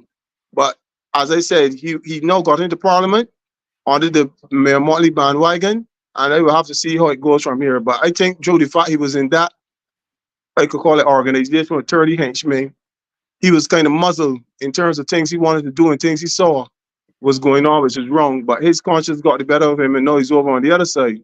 So now he can free up himself in terms of speaking for the people in this constituency. It's only if he does, as Heather was saying, be the next, or no, not Heather, somebody was saying being the next prime minister. If he gets that for the party he's in the election, we can be judgmental and saying if he's putting his words in focus or towards the people in this constituency and the people in Barbados in general. But I have to, it's a wait and see game. But words says a lot, but you have to wait and see what the actions also did to accommodate those words. So I would not knock him for no, because he has been doing stuff in the constituency, but everybody in the constituency will not say that. So I will wait and see what is going to play out now. But I think Barbados is on the right track and going forward in terms of representation for the less fortunate, because there's a lot of people in Barbados who are struggling right now at this present moment. And you, Marcia, could see that in terms of people reaching out to you and stuff. But I don't understand why this government does not see that. They're dealing with a minority, the rich, the people already wealthy, consultants who already have degrees.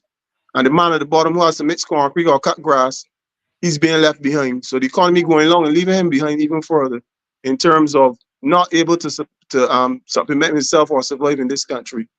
But Marcia, as I said, I want to be short, so I don't want to take up much of your show. So you have a wonderful evening and continue good work. You and Cal.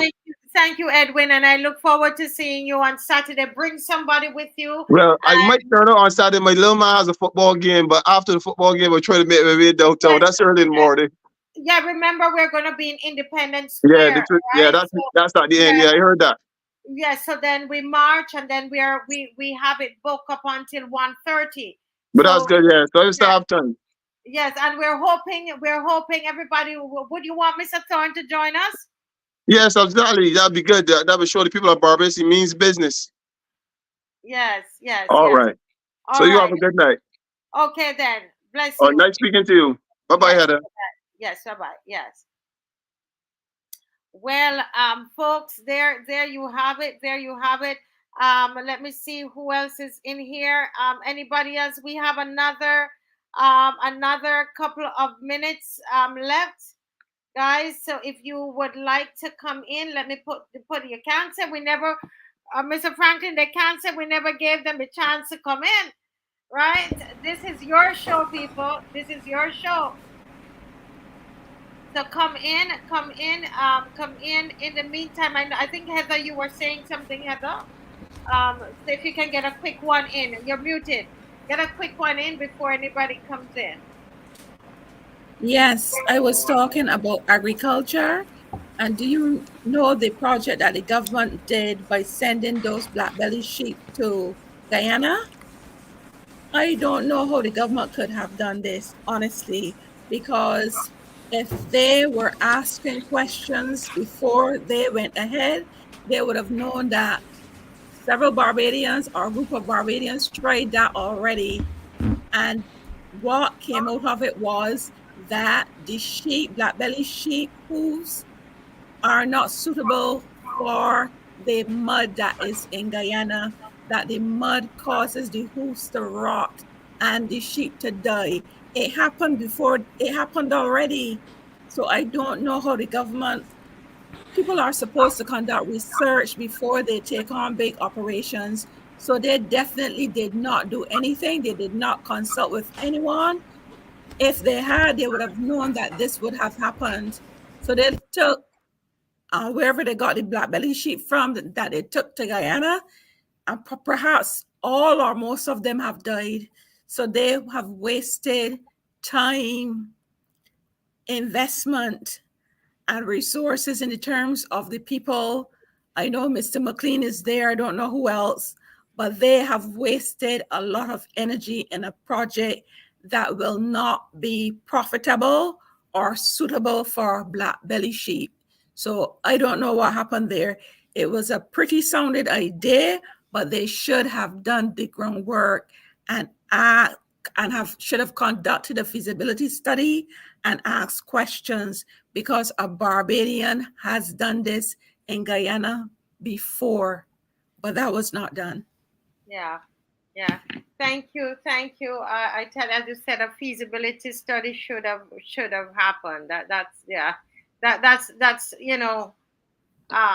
like elementary.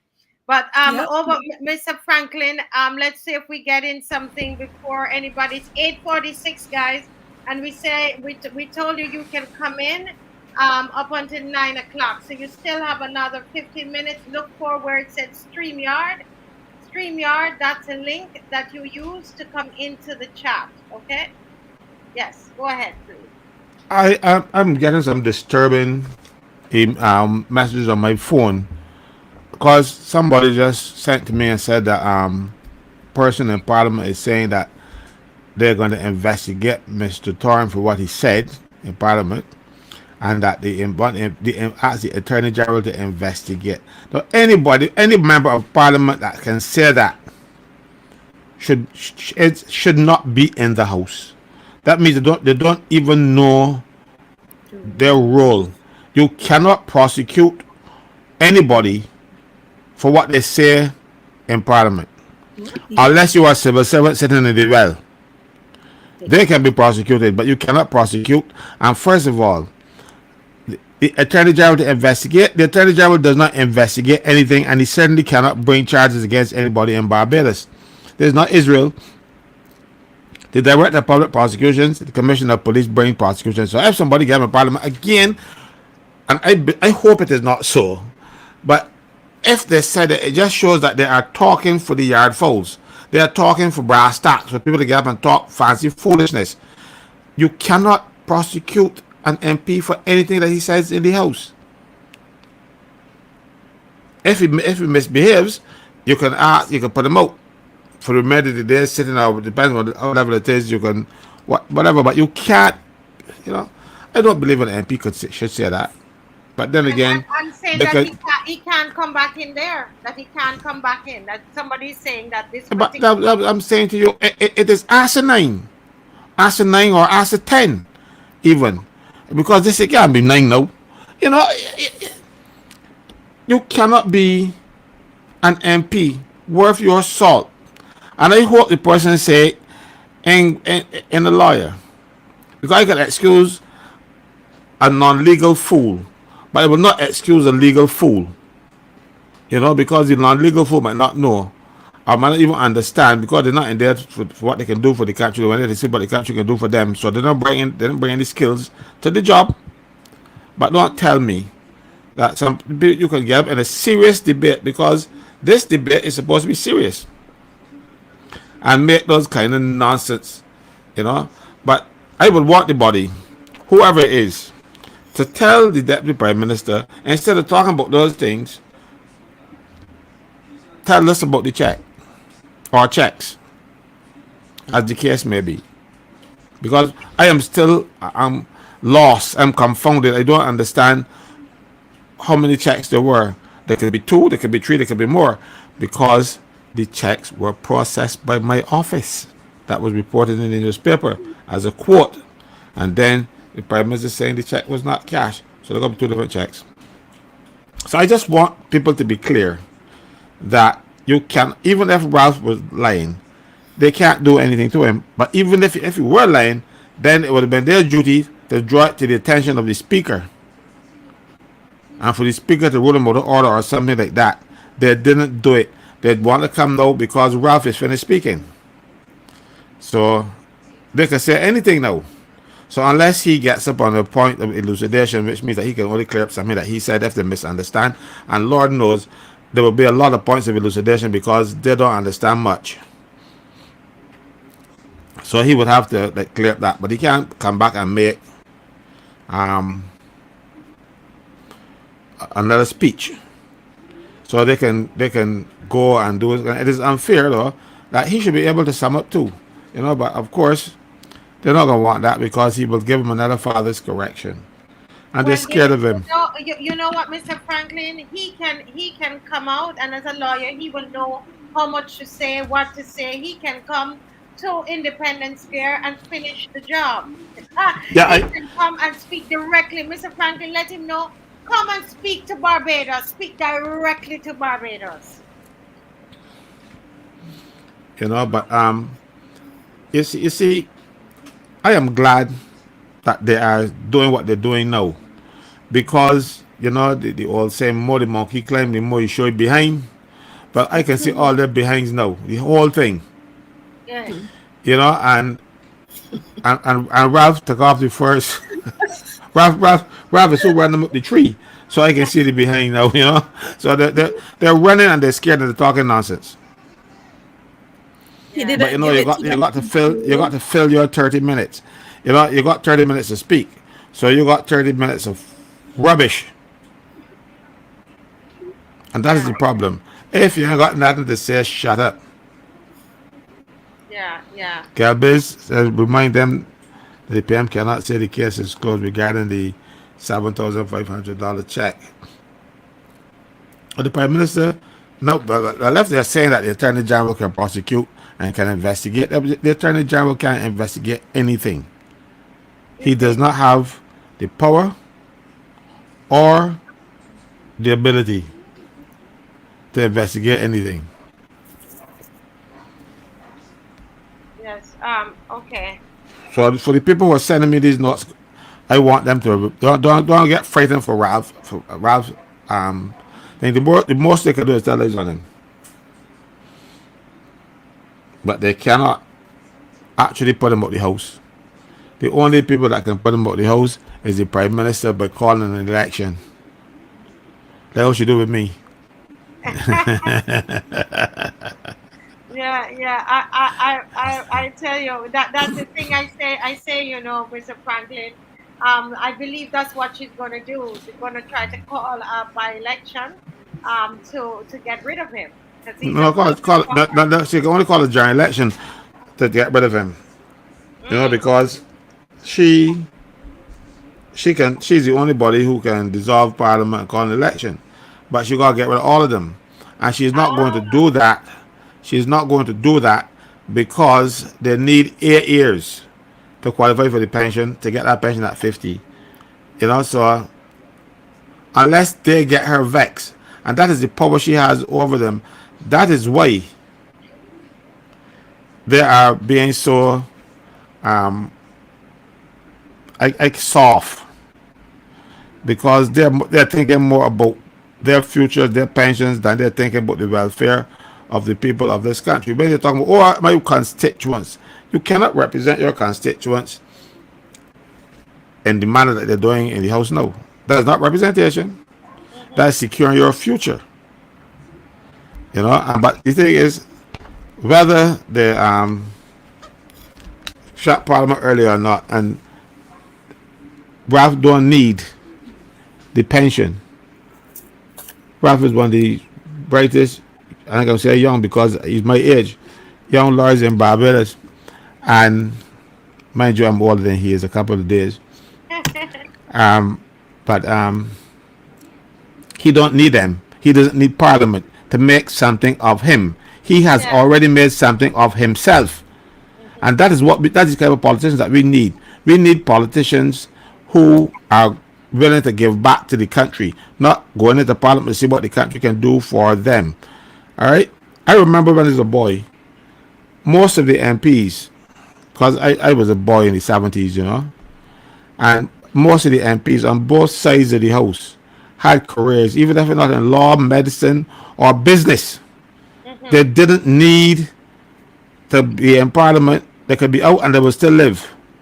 These people out there in Parliament, a lot of them know they can't live outside of Parliament in the style that they're living now. I'm talking about with the lavish style where they can afford to buy caviar. Mm-hmm. And but you know, if they lose the job before pension time, it is from caviar to ramen. And that is what they're afraid of. And that is why they would go and support Miss Motley through all of the ignorance that she is doing. They should have stopped her with White Oaks. They should have stopped her at White Oaks because she was not acting for the House, for the cabinet, for anybody. She was acting for Mayor Motley and whoever else that she brought along with her, because White Oaks was not a decision of the parliament. It was not a decision of the cabinet, because cabinet had not been formed yet. Remember that. 5 days after the election, she had White Oaks down here paying them handsomely for some work that I ain't seen no real results from it. All they did was they carry national insurance money, central bank money, and a lot of money for old people who took their money and save it to live well in their retiring years. And know at first what they did, they rescheduled those old people debt and paying them less, and then say, well, they will get back some money. One woman wrote to me and tell me that under the schedule, how she will get back her money when she's 117. And they raised it in the Senate, and then they amended the legislation so that that woman wouldn't go wait to 117, because there are not very many of us that will go down that way. 117, so she would not have seen a cent. And you really don't want some person who work and save then to be a pauper when in their retiring in their golden years. And this is what this government did to the poor people of Barbados. A lot of Bajans are not landed gentry. The people who had money saved it, invested, and then the government will come and take it away. And still, but you see, the people get them 36 again. You know, because they were able to bamboozle them with rot. But it just have to be, we all went to school. We all should be thinking. And we're not. We just a lot. And I see people who, some of whom call themselves my friends, and they support the Barbados Labour Party. They say, man, but you're wrong. I said, show me where I'm wrong. Tell me where I'm wrong. Point out to me where I'm wrong. Don't just tell me that I'm wrong. Mm-hmm. Anytime that I do something wrong, and I am shown that I'm wrong, I'm the most humble person you could ever think of. I will apologize. I've done it before, because Lord knows I'm not perfect. I pretend, but I'm not perfect, and I make mistakes. So if I make a mistake, I'm willing to think. I'm willing to. Yeah, we got my friend here. So Marcia, Yeah. let him speak. Yeah, so we have where he's barely there because it's 8:58.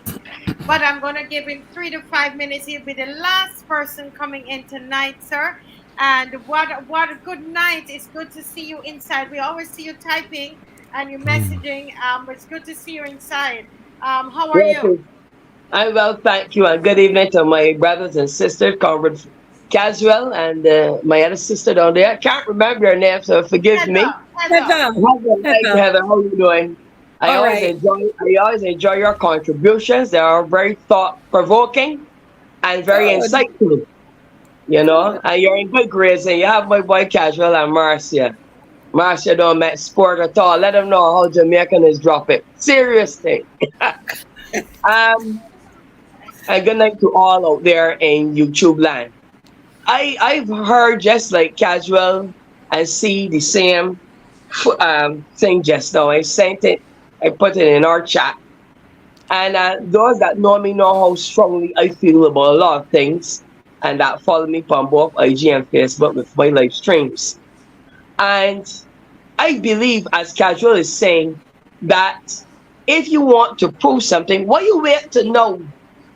Why wait to know to want to say, I'm going to prosecute him, I'm going to open up this file to investigate some iniquities that they are alleging that our comrade leader would have done, some past transgressions that he would have done in the past. All of a sudden, no. Only because in the fine style that Brother Thorne did, he showed up all of them. And as Casual said, the more the monkey climbed, the shorter the behind. So he cut the behind to them politically, and now they're on the fence. So they had to try to find something, dig deep.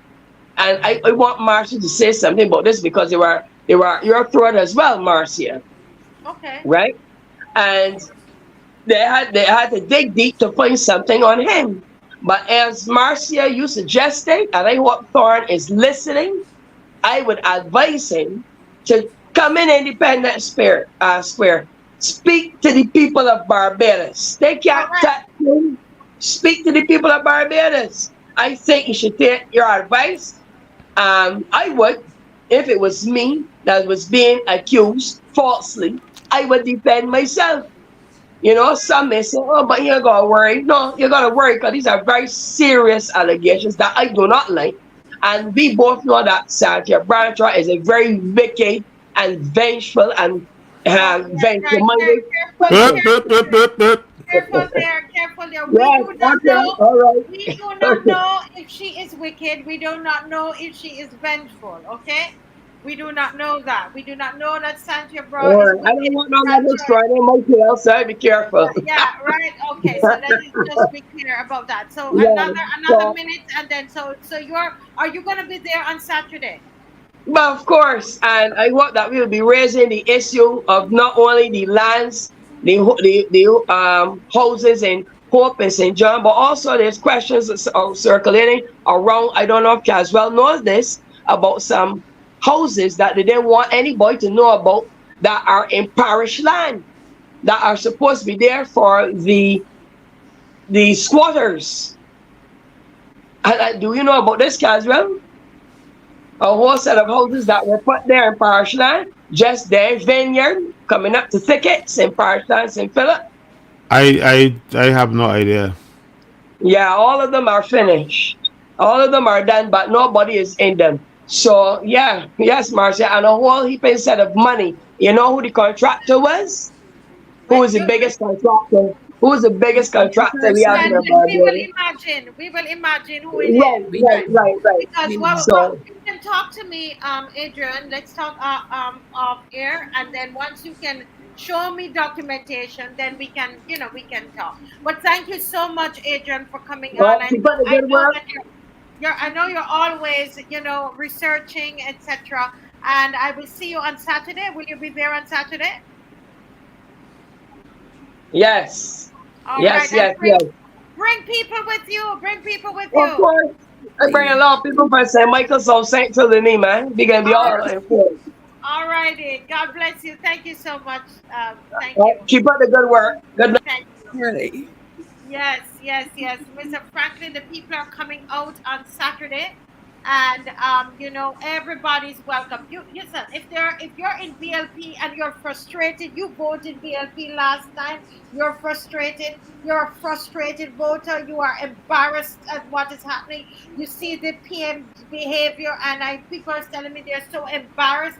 You're welcome to come to the march, because this is about all citizens. If you are DLP and you say, listen, I want to come to the march. You're a third party, come to the march. You don't belong to any party, come to the march. This is our Barbados. This is about Barbados. This is a everybody thing. You hear I tell you? Everybody thing. So make sure you come out on Saturday, okay? All we got to do is stand up and the game is over. Yes? Yes. All right. Yes, Mr. Franklin. I don't know who was speaking, Heather or Mr. Franklin. I think it was Mr. Franklin, but I can say something. Yeah. I am beginning to wonder, right? I don't want to lose faith, but I think that people who go into Parliament forget the primary reasons why they go. It should not be about getting a pension or anything like that. The focus should be on the people, because we come from a history of having nothing, no rights, no freedoms. Our forefathers, it's only like from the 60s or so, or early 70s, 60s, let's say the 60s, that people start to get education. We are from nothing really, nothing. And that should be the premise that drive the people to go into parliament to do more for our people. And so that each generation would build, each successive generation would build on the one that went before it, and so that we would come out on the other side as a stronger people. But the rate at which we are going, it seems that nobody even have that conceptualized in the mind that this is where our focus should be. So it is not about the people.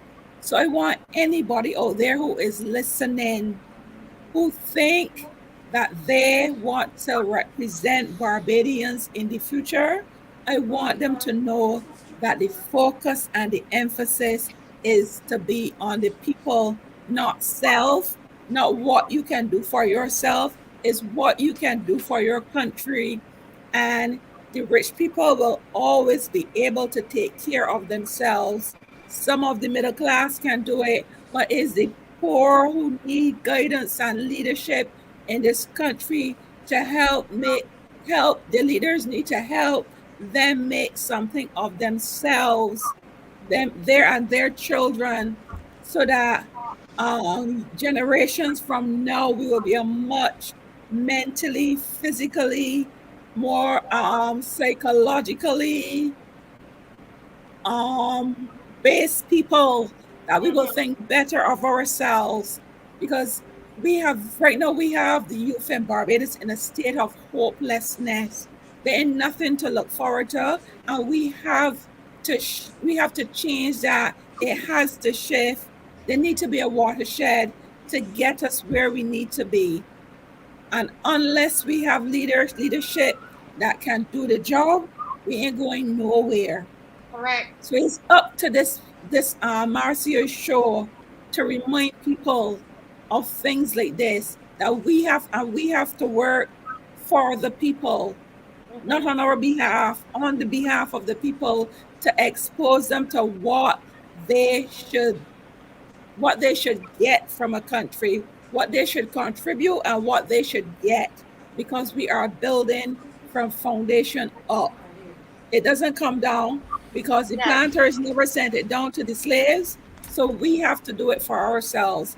And I am ashamed to see that a Black government is continuously mistreating its people. It is time for this to stop. Time. Yes. Well said. I love what you said, to let the people understand what is their I'm paraphrasing. What is their responsibility, and also what are they supposed to get? What belongs to them, to understand that. I think that was brilliant, very brilliantly said, Heather. Very brilliantly said. I've not seen Kimar. Kimar is supposed to be here. I know he's busy, very busy these days. But Mr. Franklin, you were going to say something just before Heather started to speak. No, I wanted to get back to something that I dealt with on Monday. We talked about the Shops Act and the conditions under the Shops Act that are being observed in the breach. A lot of people do not give the workers the hour that they're entitled to by law, and they don't pay them appropriately for working overtime, and all of these are criminal offenses in Barbados.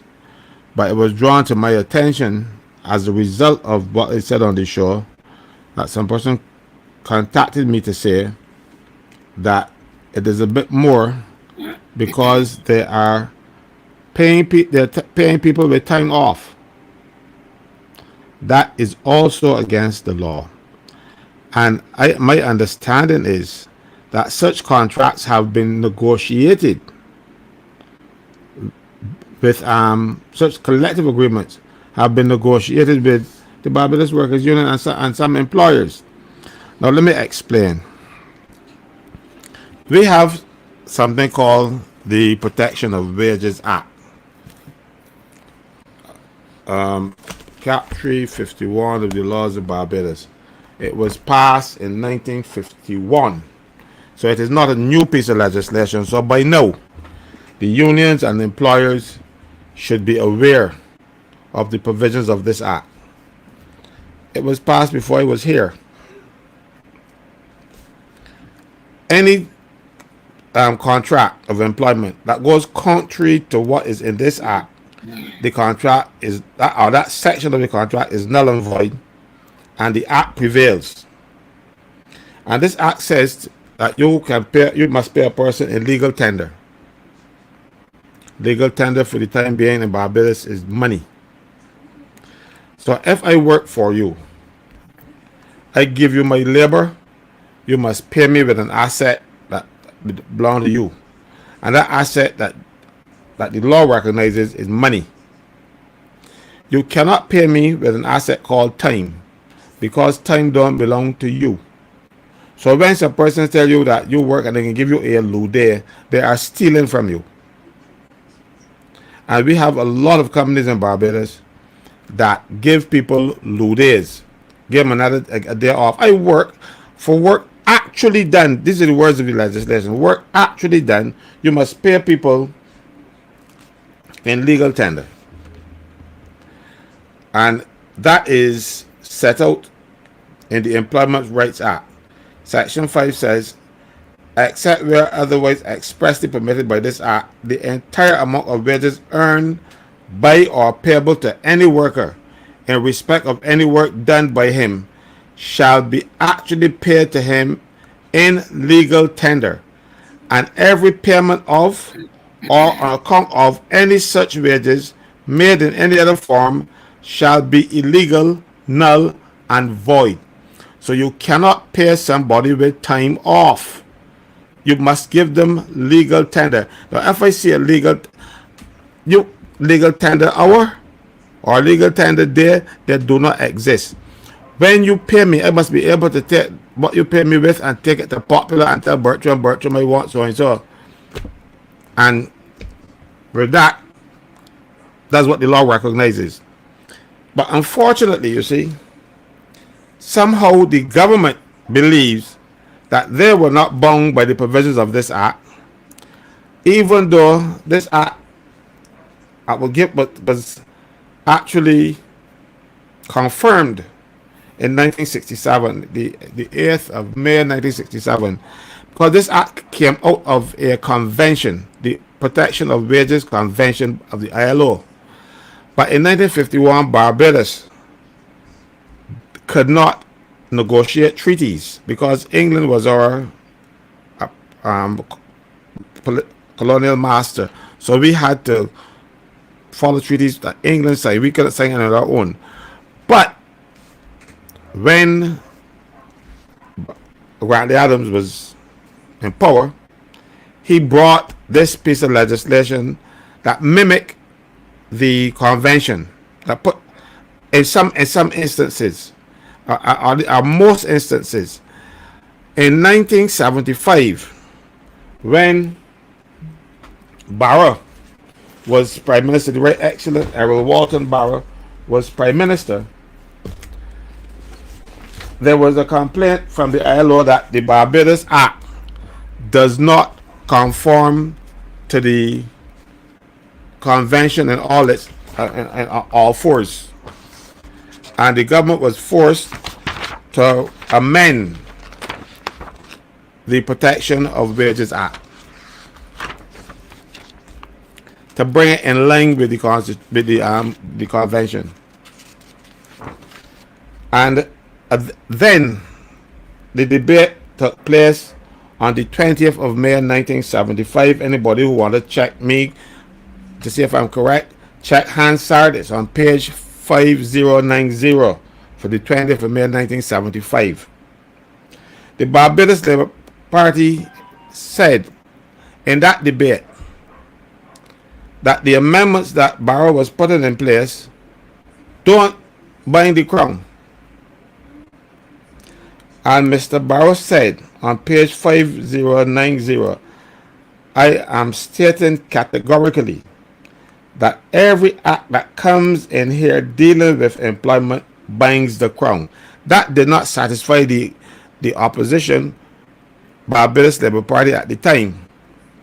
And Barrow got tired with them. They're trying to point to all kind of legal niceties and all kind of stuff. And before Lindsey Ball and the whole group of them, they were saying, no, no, no, no. You can't put these things in place. Not for the public servants, they don't mind the crown. Barrow said then at page 5091, I really want to bring the debate to an end by saying that as far as we are concerned, the crown is bound, and anybody who wants to challenge the matter in court can take the matter to court. And if the court give a ruling that the crown is not bound, we will amend the law to make sure that the crown is bound by the legislation, as I am sure it is bound. I give that undertaking. So from 1975, even though the civil servants, Barrow is saying that this act binds the crown, and that was the intention of Parliament, civil servants continue to receive something called lieu days, meaning that if you work on your day off or you work a public holiday, they will give you back a day. No money. Yeah. So because civil servants have been doing it, the government has been doing it, civil servants. Now this act, there's no doubt that it binds the private sector, even if there's some gray area and some lawyers might not agree. But every lawyer in Barbados must agree that this act binds the private sector. And no private sector employer can legally pay you with time off and call it a lieu day. It is a crime to do so. But they are getting away with it. And I understand, as I said earlier, that they have even negotiated that with unions. There is no such thing in the private sector. So when a person actually works, you must pay them, and not with time off. You must pay them with legal tender. So every private sector employer who does that is committing an offense. The problem is you're going to get Colin Jordan to get his officers to act on it. I have been crying out for too long. Nobody works because they want to get a day off. You work because you want money. Mm-hmm. Now, the Prime Minister now, in her budget presentation, then to say she created a problem and then try to put a fix to it by saying that they will give public servants 5 personal days, 5 lieu days a year, that they can go to funerals, they can take the children to the doctor. That has not been a problem, except in 1 or 2 cases where they have a few overzealous supervisors in public service that will try. If you say to your supervisor or your boss or whatever, my grandmother died, I go to the funeral, nobody ever tell you, nobody don't punish you. But now the Prime Minister is saying they will give you those 5 days, but you got to work them back. Right.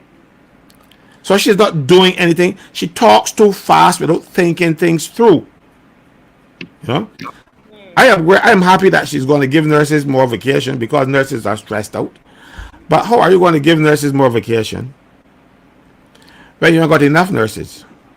You got to bring in nurses from Ghana, you got to bring them in from Nigeria, you got to bring them from Guyana, you bring them from St. Vincent, you bring them from India, you bring them from all over the place because you don't have enough Barbadian nurses, and you're going to try to deplete them by giving people another 6 weeks vacation. What she should be saying is that we are going to train more Barbadians to be nurses in Barbados. And we're going to pay them better because a nurse in New York with a bachelor's degree starts about $98,000 a year. Basic. In Barbados, $98,000, almost $100,000 US. I'm talking US, I'm not talking Barbados dollars. is not a salary that the boy barbers gets in the public service. A nurse gets about $4,000 after a number of years, going through increments. So that is why you're having problems with nurses leaving. I don't know, I can't remember the name, they call it the NCLEX or something, which is the acronym for the State Registered Exam. You know, if you can go there and pass that, and you have a bachelor's degree, you'll go and clear $98,000 a year. So the Prime Minister is fixing problems that don't exist and creating more that public will want to go and fix later down the road. Then she's talking about giving nurses a uniform allowance. Nurses are already entitled to uniforms. So why would they want to take an allowance that the allowance can't buy? Because there's some nurses who get this allowance. And they tell me that it don't, when they go down Bridgetown, Swan Street to buy the material, the money is run out before you can buy the cotton to sew it. So now if I'm entitled to a uniform, why would I give it up to get an allowance that can't put me in the uniforms? So she is going out there and talking things that she does not understand. She has not worked out. I suspect that she might very well be ad-libbing. Right. At this point in time. So I want everybody to be clear. One, Lourdes should be paid for, even in the public service. Mind you, in the public service, there's a provision in general orders that say that Lourdes are supposed to be added to your vacation. And we have instances where people tell you, if you don't take your Lourdes, you will lose them. So you work a bank holiday, and the fellas tell you, but you got 2 months of business that Lourdes. If you don't get it by then, you lose it. You can't lose it. It now becomes part of your vacation. If you have 30 days vacation and you work a bank holiday, you now have 31. So there are a lot of people in the public service who get put in jobs. A lot of them are political, but they have not taken the time out to study what they're supposed to do or to learn their craft, and they're going as bullies. Right. You know, only today I received a report that a guy was on his way to work and the vehicle broke down. He had to try to get it fixed. Didn't get it fixed the next day, so he didn't go to work that day. But he called the supervisor and let him know what happened. And he said, well, I'm going to take it as a vacation day. One of the people who came in at the top, don't know anything with public service, tell him, no, you're going to take a sick day. The man is sick. You see, and that is somebody here is saying we're impressed with your knowledge of the law. The PM should be paid minimum wages for a lack of knowledge. But you know, Mr. Franklin, I tell you, I'm hoping that you know, people who are working or employed, which is a lot of people, that they are getting, you're getting free advice on here, you know. Free advice, and nobody on here, we don't tell you to go join the Unity Workers, Workers Union, right? But you're getting free advice on here. When you log on and Mr. Franklin start to spit out the knowledge on you know, employee rights, let me tell you, free. Remember that, all right? But Mr. Franklin, I will have to break you again, sir, because Kimar went right at 9 o'clock. We were ready for Kimar. He wasn't here at that time, so he's here now. Good night, Kimar. How are you doing? Good night, everyone. Good night, Marcia, Caswell, Heather, and all the members of the loyal opposition. Good night, Kimar. Good night. Yes, thank you for having me. Again. Happy to hear you guys on the stream. I was watching on the way home, so very happy to see you. I have not seen you for a while, so extra pleased to see you. Good. Yeah. Yes, so thanks again for having me on. Yes, I know. You were very busy over the last couple of days, but what's on your mind tonight, Kimar? Yeah, well, I first like to congratulate the opposition leader for his speech in Parliament. I think. We should hit the desk here. I think that was one of the most brilliant speeches I've heard for quite some time. In responding to a government our government's agenda. And when they say sometime, I mean for years now, because I don't even think that I've heard the Prime Minister deliver a speech when she was in opposition lately. How Ralph delivered that speech yesterday.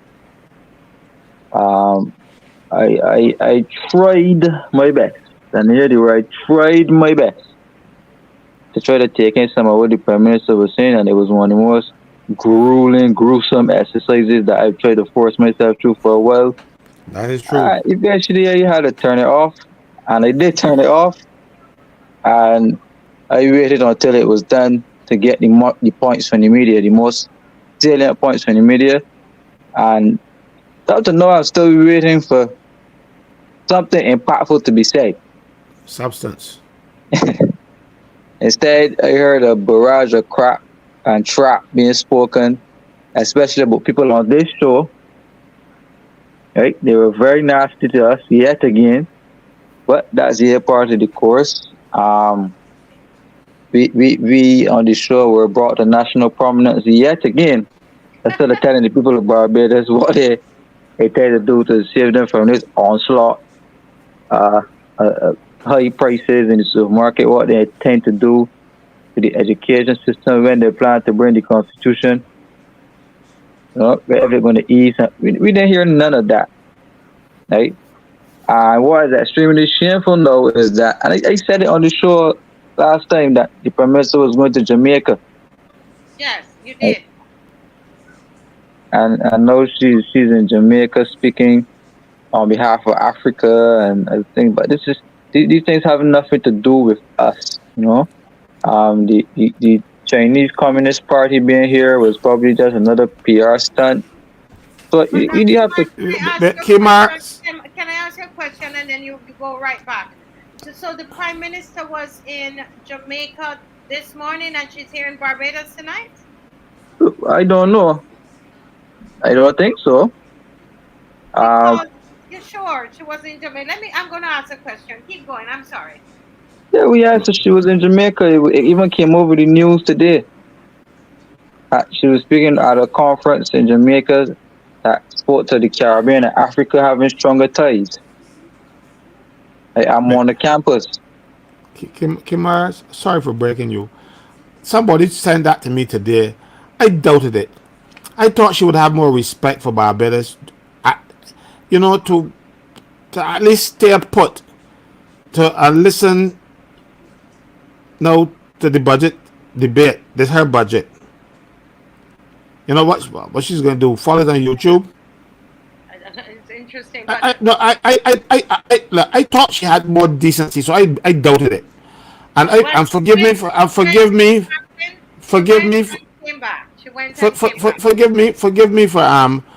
thinking that she has such decency. Go ahead, Kimara.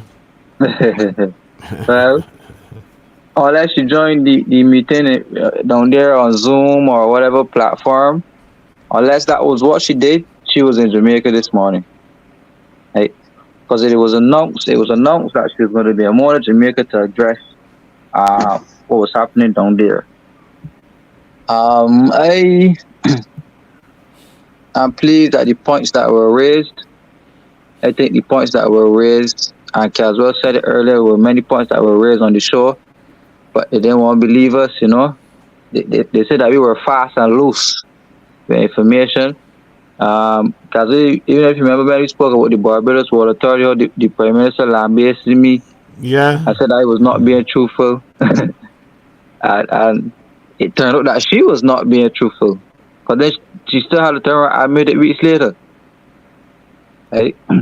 So I don't know. I saw a thing in the paper today about Justin Robertson saying he was feeling disappointed. I am not disappointed. I expected the budget to lack anything substantial in terms of tax relief, in terms of relief on cost of living, in terms of a structured housing policy to build houses for people in this country. There's this Mill and Pave program going on, but I want to know when the program is going to get to a residential Mill and Pave, as opposed to just paving the main highways, right? We have so many bridges and broken off roads all around the country. There's a half a road, I don't even call it, but leading into Welch Village, Bath Village, and St. John, there's this half a cover like the people have to drive on. And there's one road in basically and one road out. And anything substantial happening, those people at Barfly can't get out. Right? So instead of doing that, instead of going around and really tackling the important issues and hearing how in the budget we are going to pay back this $1.7 billion deficit. We never heard anything about how they're going to close this deficit. Right? But instead we were faced with a political statement and attacks, and then all of the MPs just standing up and attacking and cursing members of the public. But I wanted to touch on a specific point that was raised by Mr. Thorne, and that is about this $188 million that is attached to the Prime Minister's office. I want to firmly state here that Mr. Thorne was being very nice to the Prime Minister when he spoke about that 188 million. The figure is not actually 188 million, no, it's way more than that. But the figure that he gave is for non-statutory expenditure. Right? The complete figure that is going towards the Prime Minister's office is around $221 million. And you can see that in the estimate.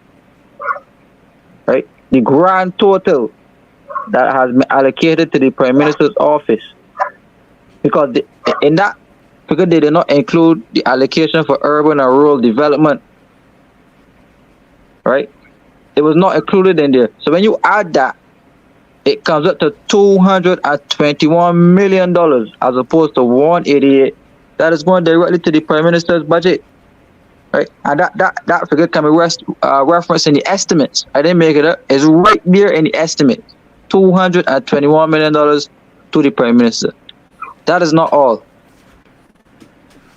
There is around $35 million, going to the Cabinet of Barbados. Right? So the Cabinet is getting around $35 million.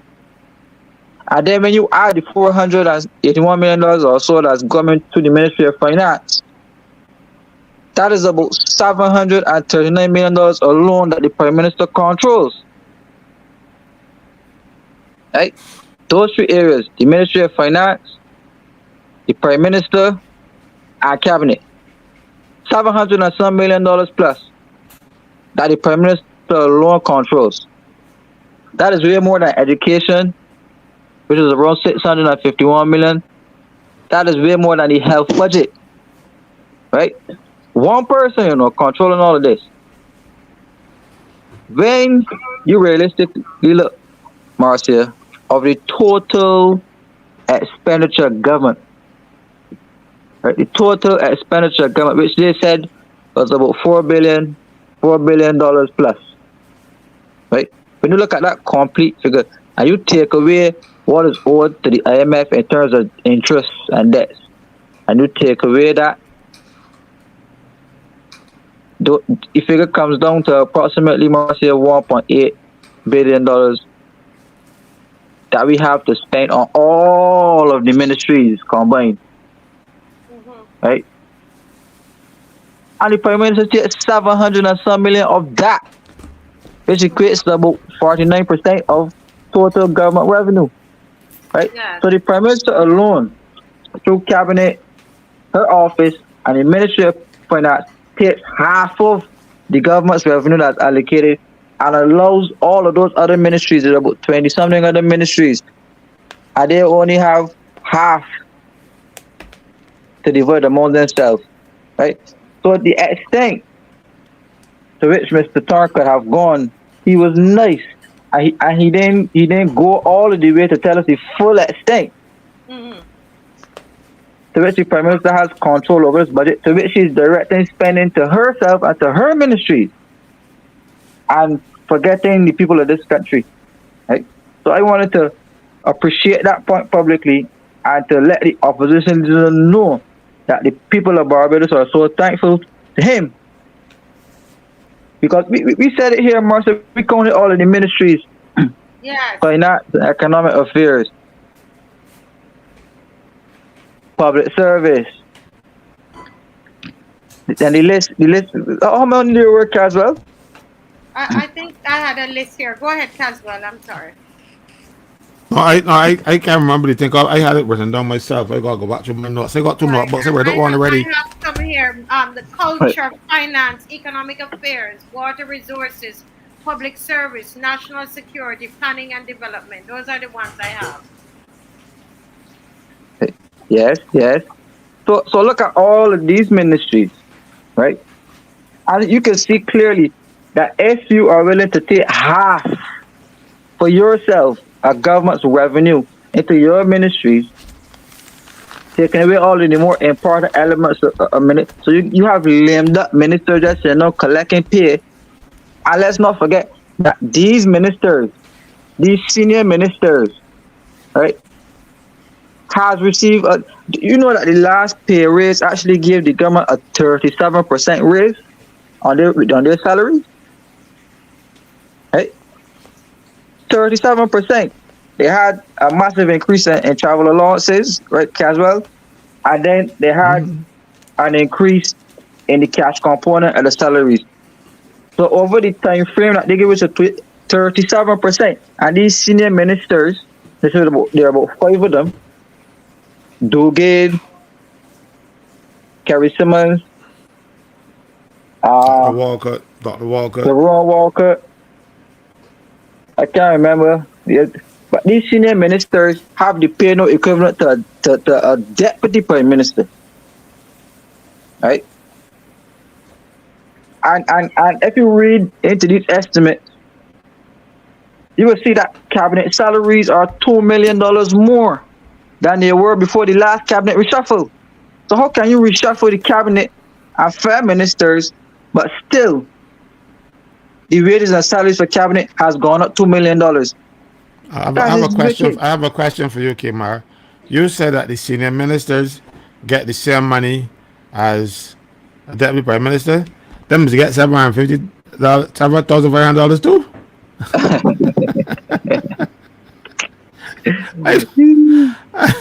I just asking because I don't know these things, Well, we need to check. Maybe if we check, we will find out who else has been getting 7,500 behind the scenes, because from the revelations made in Parliament yesterday, I personally didn't know that 67 people went to Dubai. I knew that, but I didn't get it from a source that I could have revealed. I didn't know that, but thanks, he reviewed that to us. He also reviewed the situation with the Hope project, which was first spoken about on this show in its entirety. The presentations are still there, the facts are still there. So we also give thanks for the raising of this Hope project. A whole $60 million of taxpayers' money was taken out of that housing credit fund. The money is gone, but the houses are not there. Right? So we should hear something from Mr. Dugan on that. We should also hear something from the Prime Minister on that. But we're not going to hear anything. But I had this idea, I know that you brought it, that 7,500. I thought it plausible that we should write a petition. Now that we have confessions of wrongdoing, we should write a petition to the President of Barbados, asking the President of Barbados to act on the findings that we presented in terms of that 7,500 check. Ignore the Prime Minister's movement about case closed and petition the President of this country to fire the Deputy Prime Minister for what she did. Because the Prime Minister is not going to do it. I am sending a message from me to the President that the time frame for her office is going to soon be up. And I highly doubt they're going to want to renew her contract to become president of this country again. And I am sounding an early warning to her that she should act and to do good with the people of Barbados and to use her powers as the president of this country to remove her for whatever wrongdoing she has, because the evidence is there, right? under the 1920 Prevention of Corruption Act, 1920 Prevention of Corruption, she got an advantage. Right? Is it 21 act that she passed? That she got that one? Not The that 29 she one? passed, the older one, the Prevention of Corruption Act. No. I'm talking about there's a Prevention of Corruption Act of 2021. I didn't. Adrian brought allowed me to know that it was actually proclaimed. So that is the one that we can use, and this is even stronger and has more force because it would prevent her from running for parliament again. It banned her from running for parliament for at least 10 years under the Prevention of Corruption Act. There's a more up-to-date version, and she, according to what is written in that legislation, she's gotten the advantage, and it is a presumption in that legislation that it was corruption, and until the contrary is proven. So she got to prove to us that she's not corrupt. I ain't got nothing to prove. I could say, well, this is what the act says, and you got this money, and it looks shady to me. So you got to tell me how and where you got this money from, under what circumstances. I don't know if you heard me earlier tonight, Kimar, when I said, because you would remember, Santia had said that the check was processed by her office. Remember that? Yes. Good. And then that was in one newspaper report, and then in another report, she said that the check was not cashed. So we are speaking about two different checks. That's the only logical conclusion that you can draw. She's saying that, or she could say that they did not write what sometimes the newspaper couldn't report what you didn't say. So no. She said it. The newspapers, they were quoting her, and she actually said it. Somebody sent to me on video, so she actually said it. But she is saying that it was processed by her office. She also said that it was like some fellow threw the check through the window and it somehow sailed it fell on the basket that was there on the table. That the sash window that pulled down, you can't get nothing through the window, but it managed to get a check through there. So that fella's quite skilled. And so the first, she said the check was processed by her office. Then there was another report that she said that the check wasn't cashed. And we know this check wasn't cashed because when the fellow about to cash the check, the bank alarms went up, called the police, the whole for it. So that check wasn't cashed, but she said the check was processed by her office. So she was talking about another check. But it was the Prime Minister who said that the check wasn't cashed, so therefore the case closed. Yeah, but the Prime Minister, but that is true, the check wasn't cashed.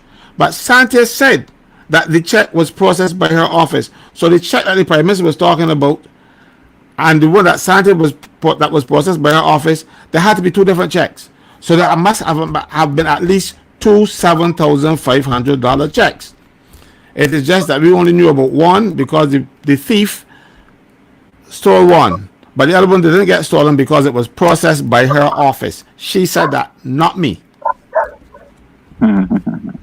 Well, either way, any other country in the world, she would have been removed.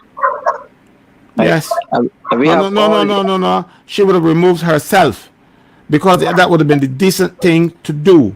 But decency in Barbados is not in.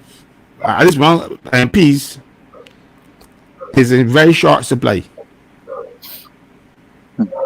Well, that is why I suggest we petition Sandra Mason, the president of this country, and give her all the evidence of the wrongdoing and the respective statements, and to ask the president of this country to act with immediate effect and to remove that minister from her position given the wrongdoing that was done, because we cannot have these stated facts of corruption happening in Barbados, and then you're talking about confidence. What confidence can the world have in our political system when ministers of government could be receiving checks in their personal name? You admitted that you have a charity. It was not written in the name of the charity. you are the candidate for a branch, the St. Michael Southeast branch of the Barbados Labour Party. It was not written to the Barbados Labour Party. So you being a government minister and you are giving contracts to that particular firm and still receiving an advantage, and then have the guts to be threatening to sue people for things that you said, right? For things that the person who signed the check said, right? So I am throwing this out there to the president of this country, whose time may be running very short, as they're going to seek to replace her very soon. The information is out there, and we personally should write to her and give her this information to hand, and to ask her as citizens of this country to act on our behalf and to remove her from that position. I send a firm message to the Prime Minister that the office of president is an independent job, supposed to be protected by the Constitution of this country, and where there's wrongdoing at the ministerial and executive level, we can clearly see the Prime Minister will not do it, and to favor the character of the president from being embroiled in this rife corruption and the corrupt acts that are happening within the cabinet of Barbados. She should act to remove Santia Bradshaw for removing that, for receiving that check in her personal name and proceeding to cash that check and receiving an advantage of the people of this country. I said it. The president needs to act, and then if she wishes, she should also fire the Prime Minister too. And I just want to say that these are all allegations, and so I am saying that I want to just make sure that we say that, because it has not been proven, as you and I know, everybody know, in a court of law, that she has done these things. So these are all allegations that are being stated here. Yeah, so I just want to say that, right? But somebody's asking, what is the email address to the president, Imar? I'm not sure. I've never. I didn't know the president had an email address. No, you don't email the president. You know, you wouldn't email Queen Elizabeth or the other person that take over her now that she's passed. If you're going to write the president, you write to Her Excellency, the most honorable day and Sandra Best, and you put it right in. And if you ain't got that ready, put in your best possible cursive. You know, we have to give that type of respect to the head of state of Barbados. Yeah, I would never email unless she invited an email from me. So even if I had it, I wouldn't give you. No, you write to the president. Yeah. The emails go to the Foreign Service. Well, The ones not for the government general, for the president. Yes. No, if it comes from overseas, it goes to the Foreign Service, the Ministry of Foreign Affairs. I remember when we had people. I used to work for the Attorney General, and people would write the Queen, and then the Queen private secretary would send it to Government House. But if you have anything going, it would, but you wouldn't. A lot of crackpots used to write the Governor General and write a lot of news. I used to get those letters themselves and really good laughs with them. But you don't that you would email her, and but you can write to the president, but you write. So the level of respect that we should accord the president. You know, she's not your friend. Mind you, she might be a friend of yours, but the president is not your friend. Now, Sandra Mason might be a friend, but the president, Sandra Mason, is not your friend. She's the president. So, and if you're going to write to her, you don't email her. If she's your buddy and you and she used to pitch marbles together and stuff, of course, she could invite you to Government House and you go up there and you can have some tea and talk whatever about anything. And if she say, email me, you can do that. But that doesn't matter altogether. You write to her in the most respectful terms. I do understand what you say, but when I did the last petition, I was directed to send it to that email at foreign.gov.bp or whatever it is. You were coming from overseas. Okay. Someone is saying here that Kimar, based on what you were saying, someone is saying such a turnaround, Barbados, Jamaica, Barbados in one day by private jet is a waste of public funds. And I think Mr. Thorne is very right to bring this up in Parliament. In yesterday, because who's paying for this? And I think this is what you're saying, Kimar. And it's on all of these things that's happened, and that people just say, you know what, just don't bother. Let me hear Kimar, what are your thoughts on this? Yes. Well, Marcia, before you go on, before we change the topic, so Caswell, if anybody in Barbados wants to start a petition, where would they send it? If you're going to petition the president, you still send it to her, but you don't email it to her. You write to the president. Yeah. All right. So that we can always deal with that. Okay. Because Go we ahead. have a short time, so we have 10 minutes. So let's deal with this issue. Kimar, I want to hear your thoughts on this. yes. Well, it's quite interesting to note that traveling happens so regular, right? Now, the Prime Minister don't fly on LIAT. The Prime Minister don't fly on American Airlines. I wish you were. She doesn't fly on American Airlines. She doesn't fly on Air Canada. Hey, she doesn't fly on any of these regular airlines. So to her that'd be like catching jet or van. So she doesn't do those things. She travels by private jet. And just over today, I was called by a very respected economist in Barbados, and he was asking me if I've seen any figures, any estimates of Barbados that would encapsulate the level of travel that the Prime Minister is doing. I told him no. He said he didn't see it. He asked other persons if they were seeing it. So where's the money flowing from? How are these flights and travel being accounted for, and there are not any estimate? I'll tell you once. I can give you some idea. She uses the RSS plane for a lot of her travels, so that head would go under whoever funds the RSS. You know, so if you let's say she might be going to the International Labour Organization, the Ministry of Labour would fund that cost. You see, they spread it around to make it look like it's not a big thing. That's what happens. Just like, for instance, with the unions, when they were giving them subventions, they didn't put the subventions in the estimates. They give it to the Ministry of Labour, and the Ministry of Labour have it done as subventions to private sector bodies or whatever else to call it. So one of those things used to be money to unions. So we'll never put the union name in there because people say, oh, the government paying them. So they hide it. So you're not going to find it easily because it is spread around different ministries. If the Ministry of Foreign Affairs, she's going on something for the Ministry of Foreign Affairs, the Ministry of Foreign Affairs will pick up that money. So you wouldn't see it as an item in there. Mm-hmm. Well, but that's wrong, because if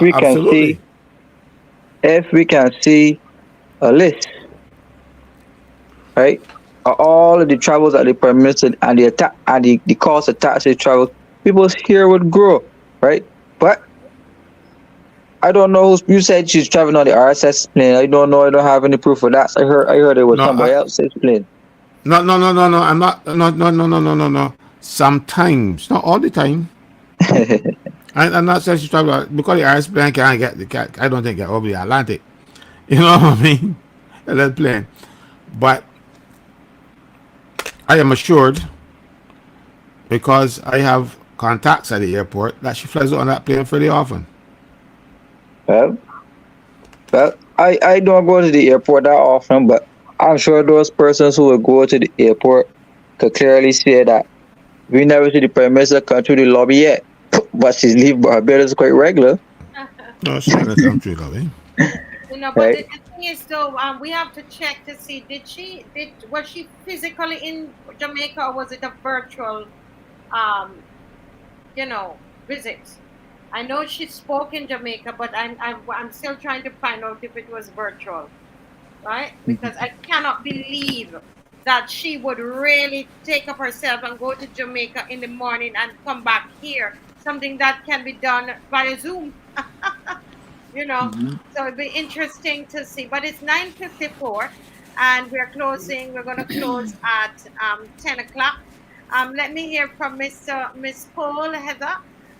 Any thoughts that you want to leave us with before we go tonight? I would just have to come back to the point that I made when I started, that basically Mr. Thorne cannot stop here. He must go further. And since that he has the people now roiled up, the next thing to do, and he was not finished with his speech in Parliament, that he has to come out to the march on Saturday and finish what he had to tell the people, garner their support, and decide what to do from there, because he has the country on his side now, and he must use it to his best advantage. Yes, well said. Thank you so much, Kimar. Saturday. What are you saying to the people about Saturday, Kimar?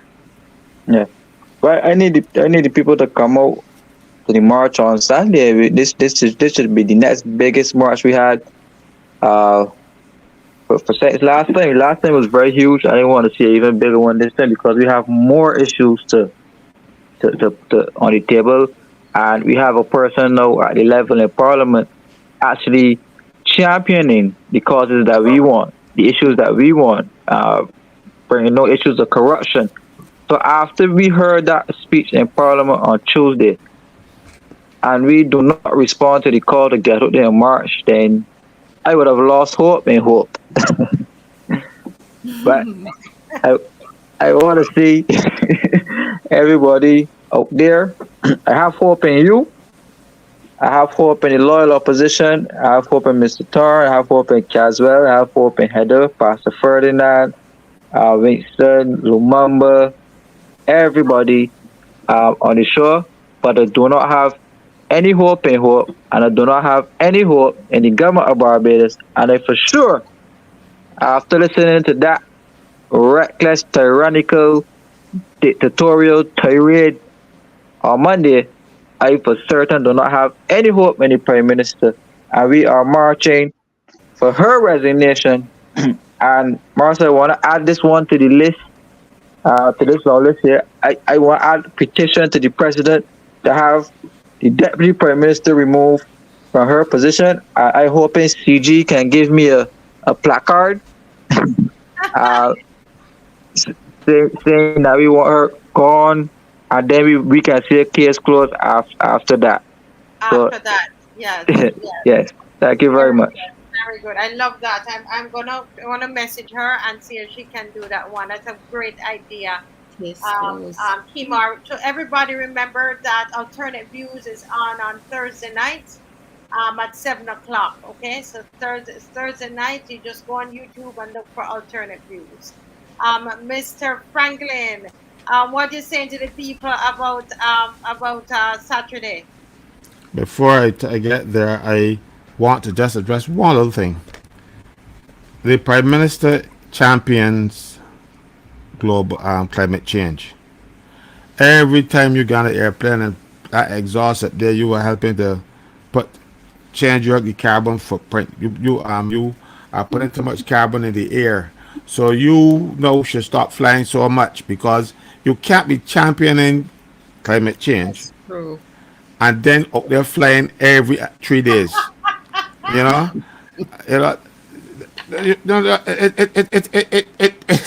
it's a contradiction. It is. She should be walking, and because she behaves like she can walk on water, let her try. What I want now to say to you is that the pressure is on. We saw the Prime Minister buckling under pressure, and it, and it is just little us.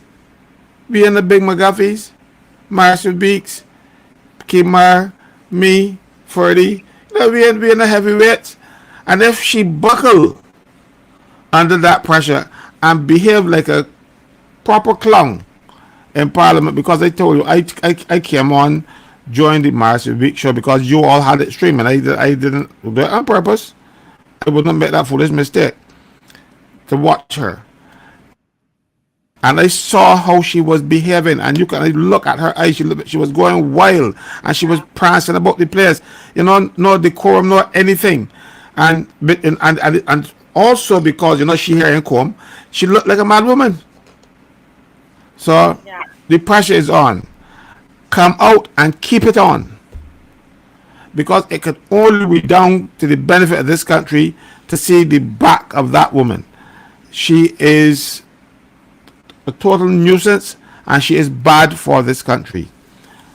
But she will only acknowledge it when the crowds are big enough to show that we mean business.